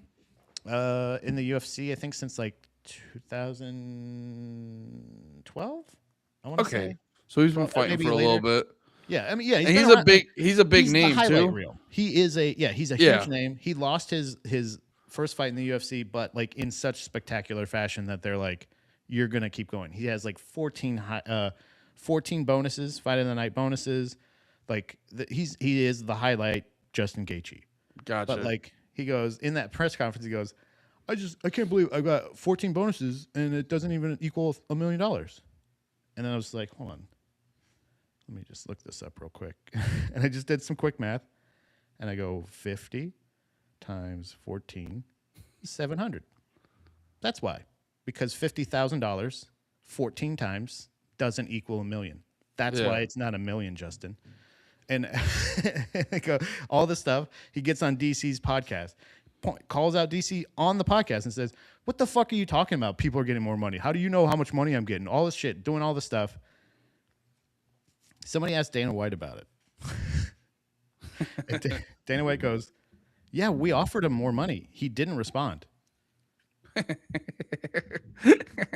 So at the next press conference, they're at the press conference, and somebody goes, hey, Justin, you were bringing up earlier this week about the fighter pay and all this stuff. He's like, I'm here to talk about fighting. Dude, I respect Dana White's I respect his matter of factness when shit like this happens. Like, there's that classic clip of Matt Riddle going through this whole thing about how like fucked up UFC was and this and that. And now Dana White came, he kind of was like, old man about weed, but he did make a great point where he was like, he couldn't stay sober for his piss test. Yeah. Yeah, like what the fuck? Literally, Like, I didn't do this to you. This is he was it's like, not no. it's not like Vince McMahon saying Brett screwed Brett. Like literally, Justin Gaethje screwed Justin Gaethje and almost fucked himself out. I think what happened was after those things, Dana White went, Justin, check your fucking email, man. And he just went, what? Oh, thank you. I'll shut up now. Yeah. But he didn't do the thing where he goes, yeah, I feel like a real dummy. I didn't check my spam folder and well, dude, UFC fighters I've noticed can have really because like let's be real, like they can all kill us. They can all kill the vast majority of people around them every day. And people treat them a certain type of way because of it. And they haven't developed, like a lot of UFC fighters are like they have a tendency to jump the gun. Yeah. Because it's like no one has ever been like, hey man, calm down, because what the fuck's that gonna do? Right. Well, that's what I mean. Is like he has been so outspoken about this thing, and it's like it is the literal definition. Check his emails. He just didn't check his email. Like, that fucking rules. And there was another thing where like Paddy Pimblett, who by the way, just a little offshoot thing of there was a thing with him and Dan Hooker. Did we talk about that on here? I was texting you about it when they were going back and forth. Yeah. That's what it was. So like there's just a quick recap. Paddy Pimblett said something along the lines of Dan Hooker couldn't wrestle somebody off of sexually assaulting his mom. He said the R He word. literally said raping. Yeah, he said. So it's like it's one of those things that his defense of that was so funny. He's like, it was like the Dustin Poirier Islam thing where he's like, "Hey, motherfucker," and he's like, "Hey, well, you don't understand.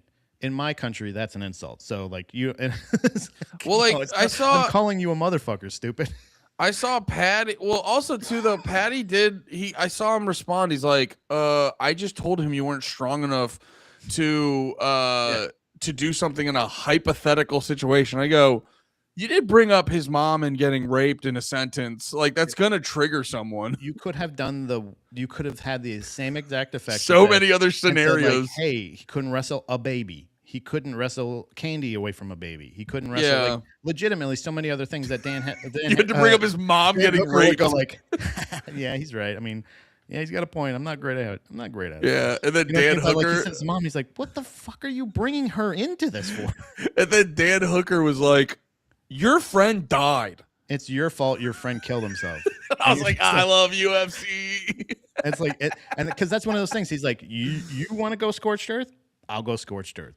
Oh no, what do you mean? It was just a joke. What are you talking about? Bro, I got too personal. So it's like it's a thing. Yeah, couldn't wrestle my grandmother. Literally, brother. There's 7 million different scenarios and hypotheticals before couldn't wrestle someone off of your mom while she was getting raped. Dude, So he's talking shit about like Dustin Poirier a little bit. Yeah, Paddy Pimblett. He's saying how bad he looked in his last fight against Max Holloway, which I agree with. And he's also talking about like, hey, if you're gonna retire, don't just keep announcing how this is your last fight. I'm gonna have one more fight. It's completely nonsensical. You did not give it your all. Like we see you fighting. The way he fought Islam Makhachev versus how he fought Max Holloway, completely different. Night and day. And it was like he was like, I just got to get this one over with and I'm done. I'm not saying he didn't want to keep fighting. I'm not saying that he's not tough. I'm not saying he's not brave. I'm saying that noticeably it was different. And even when they do the little thing where they point at the ground, Max Holloway does his little thing at the end and they stand and bang, he fucking shot for a takedown. So it's like one of those things of like, so it's like legitimately, I understand what you're talking about, but you were talking about how, because somebody said, hey, I noticed at the end there, like, you know, with the 10-minute thing, he's like, I didn't want to get knocked out like Gaethje, is literally what he said. I didn't want to get knocked out like Gaethje. Cut to the press conference the other day. Paddy Pimblett says how shitty Dustin Poirier looked in his last fight. He, you know, and all this other shit and blah, blah, blah. Just Gaethje goes, hey, I just want to say, you know, you're talking about a legend. You need to have a little respect. I'm going to dog walk this fucking British fuck and all this shit. And I'm like, you knocked out Dustin Poirier. He's like, have a little respect. You knocked him out. You kicked him in the head. It's a thing where you're like, you can have respect and be moral and all this stuff, but like realistically, you beat him. Realistically, you watched him as a fighter. And compared to what he is used to saying, Paddy Pimblett wise, that was very respectful. He didn't look good in his last fight. And if you're going to have a retirement fight, just quit. Don't have the retirement fight. You can have in your mind, but if you once you start announcing it to everybody and once you have that, I just like Don't a lot of UFC fighters like whenever they retire, it's always kind of a thing where everyone quietly is like, "Oh, you should have retired like 3 fights ago." sometimes I feel like Dustin Poirier is still not necessarily he's not in his prime, but he's on the other side of the hill. But Yeah. he's not he's definitely he could have been he just didn't want to be a gatekeeper, I think is what it is. And I think what Justin Gaethje Oh yeah, is don't they now- do I that a think Justin lot? Gaethje is a gatekeeper because he was pitching a hissy fit. He lost to Max Holloway, then he fought Rafael Fiziev again to another decision. Yeah. And then goes, well, now I deserve a title fight. And everybody's like, you got the legacy, you got the other thing. He's like, I'm either getting a title fight or I'm retiring. And it's like, okay, Justin, fine. We'll give you a fucking title fight. That's why this was booked, because he fucking pitched a hissy fit. I don't like how he's ending his legacy. I don't care Yeah. how I have nothing necessarily openly critical to say about Dustin Poirier ending his career and the way he did it. He fought Max Holloway. He fought him the whole time. Dude, if you did have fought something pretty critical, if you did have something critical, you know what I'd say? Hmm. You don't say that. You don't say that. What was that about? His mom, right? His wife. Oh, his wife. Right. Yeah. And Armin definitely deserves it way more because he's legitimately the number one contender. He had to pull out of a fight last minute because of some kind of injury that he said or whatever, his back injury or whatever. And now they're like holding him back because essentially he's just not as exciting, I think. I don't know exactly what it is or if it was personal or whatever it is, but the UFC is getting run. I don't even want to say it's like, I don't think it's like WWF or anything like that. I don't think they're just looking for entertainment because the entertaining fight is Paddy Pimblett against Ilya Topuria. Well, don't they kind of always try to make sure there's at least like 1 or 2 entertaining fights, and then they can like they balance it out. Yeah, I mean, this was a banger of a card.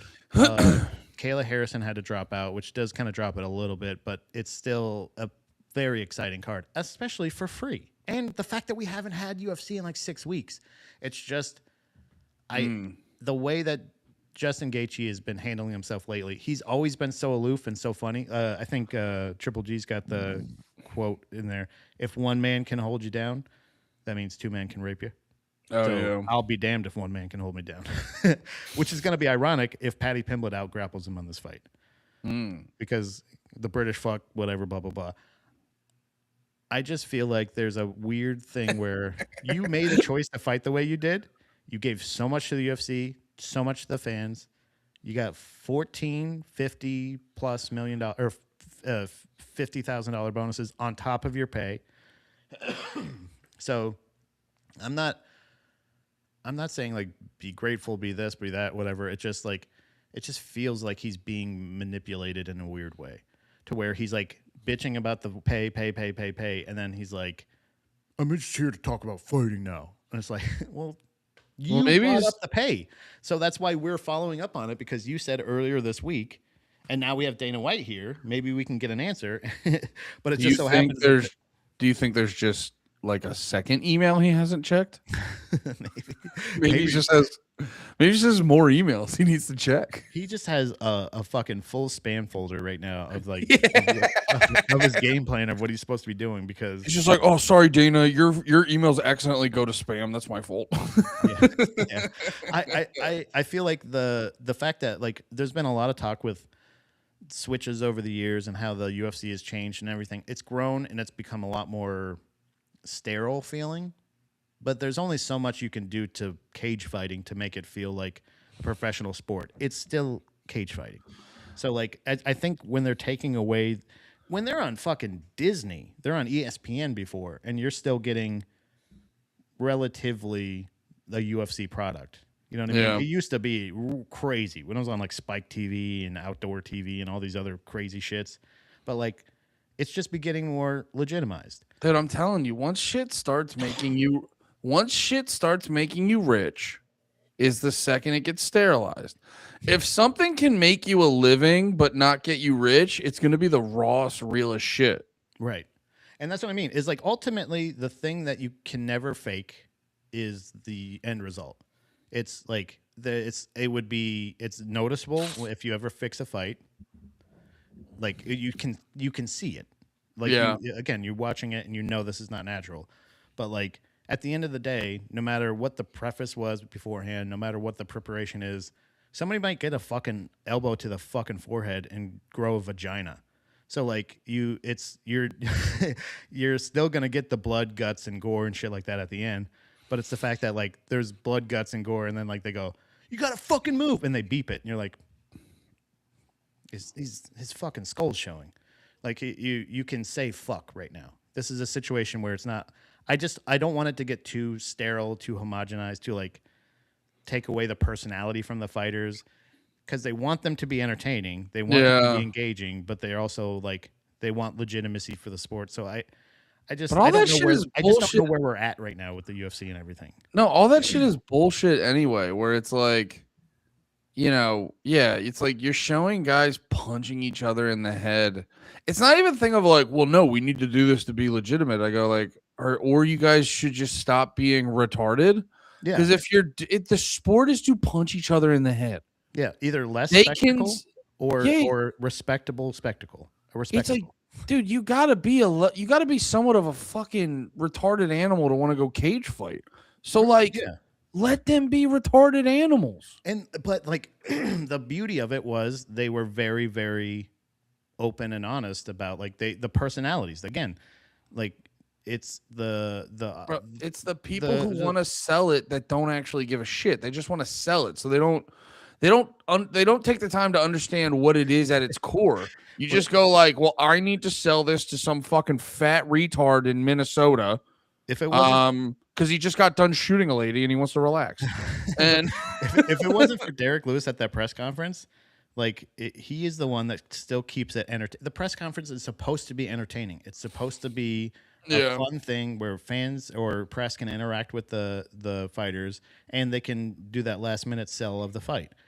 Like he's fighting this guy Jorgen De Castro, who I believe is Cuban, and he's like, so he's speaking Spanish. He has a translator, and he's like, "Oh, I'm going to end the legend of Derek Lewis tonight." Blah blah blah, and he goes, Derek Lewis just pick up and he goes, "Cállate, puto, cállate." He's just saying the Spanish words he knows. Derek Lewis is the fucking And sickest. that's what I'm saying is like it's like legitimately his thing is just kind of like, yeah, I don't care, whatever, fuck you. He doesn't show that. It's the beauty that is his personality, but that's not his. That's like he is the purest MMA fighter in my opinion because he doesn't. When it comes, they're like, oh, what happens if he tries to out-rap you? He's like, I'll just get up. Kind of thing. He's like, and legitimately, there are supercuts of him online of being held down by jujitsu and literally just standing up. Like Yeah, it's a thing where you're just like, damn, oh. You see the panic on these guys, like, this was my game plan. He's just standing up. yeah, It's crazy. So like it's in a way, his personality when he's selling the fight is the fighter in the ring, in the cage. I mean, is like the guy who like he gets kicked in the stomach and he goes, "Oh, that hurt a lot." So they come closer and he goes, and just punches him in the face. oh He's how I would yeah, fight. He is the person how I would want to sell it. How I'm like, I'm not. I don't think I'm too cool. I am too cool. Fuck you, kind of thing. Of yeah. like he is the knockout king of the UFC, and like that's the thing of like I've heard like legitimately 17 plus whatever guys say the exact same thing this fucking guy's saying. He has no problem being a gatekeeper. He has no aspirations for a title. He doesn't give a fuck. That guy just wants to bang.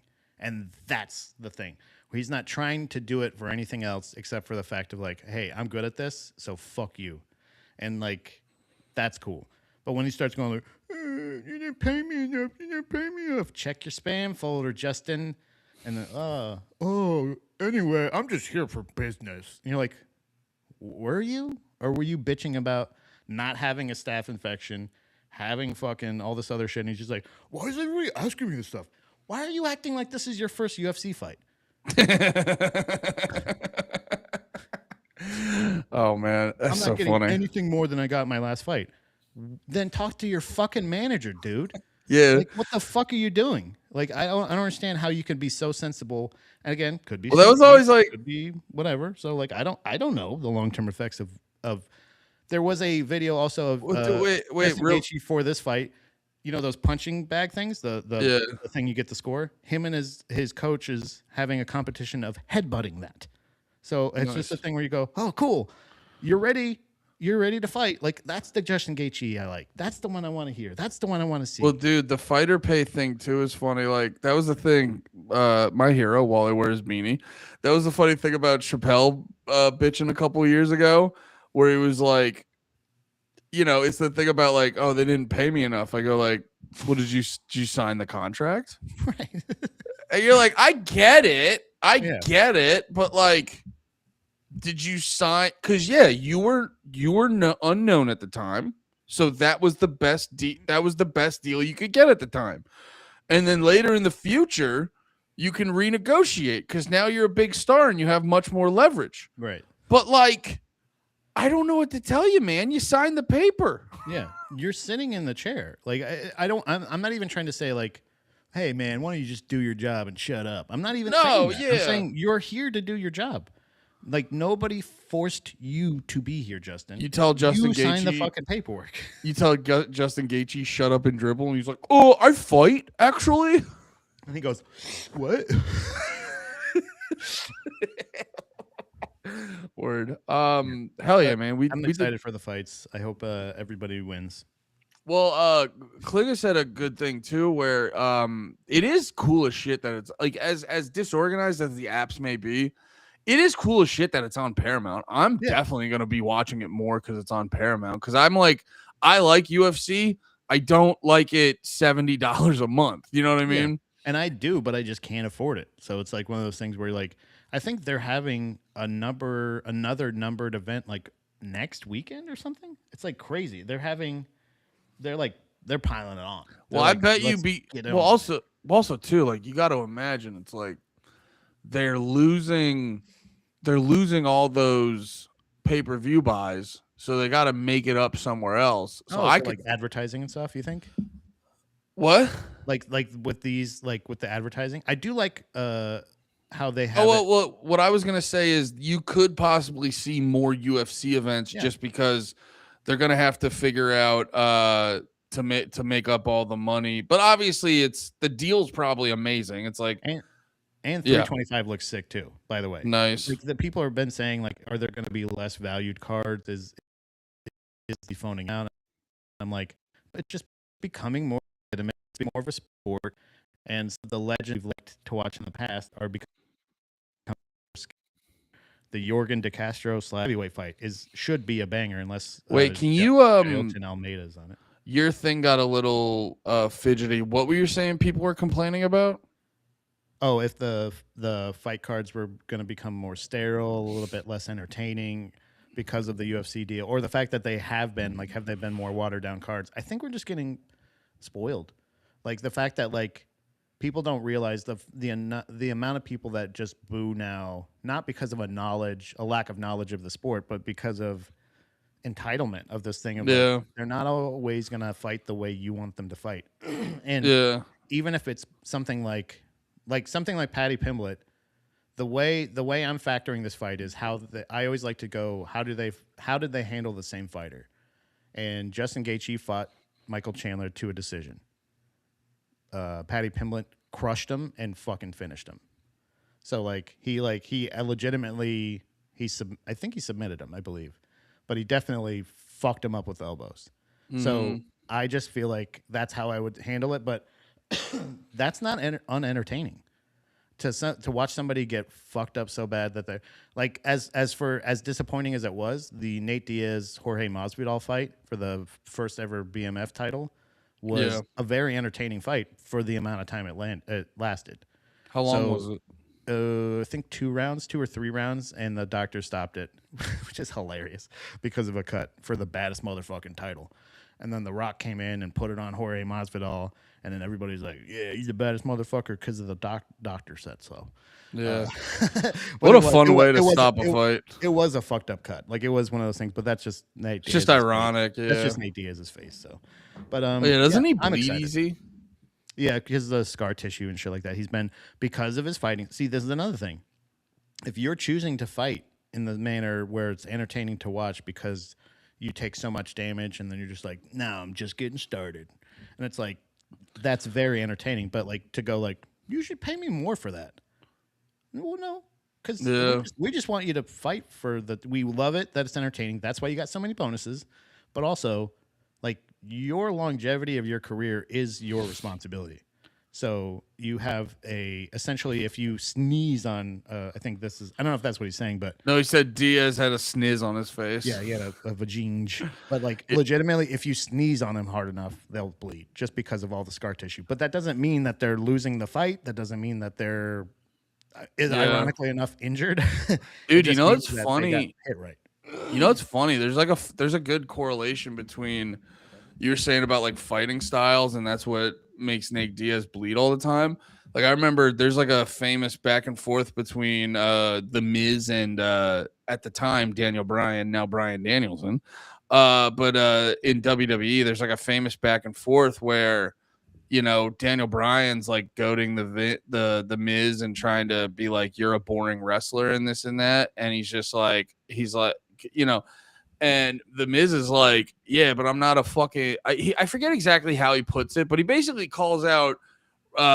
He's like, oh yeah, I don't miss work ever. He's like, you do all this crazy shit and then you're gone for like a fucking year because you're injured and shit like that. And he's like, I never get any credit for being a safe, like good worker who never fucking gets injured.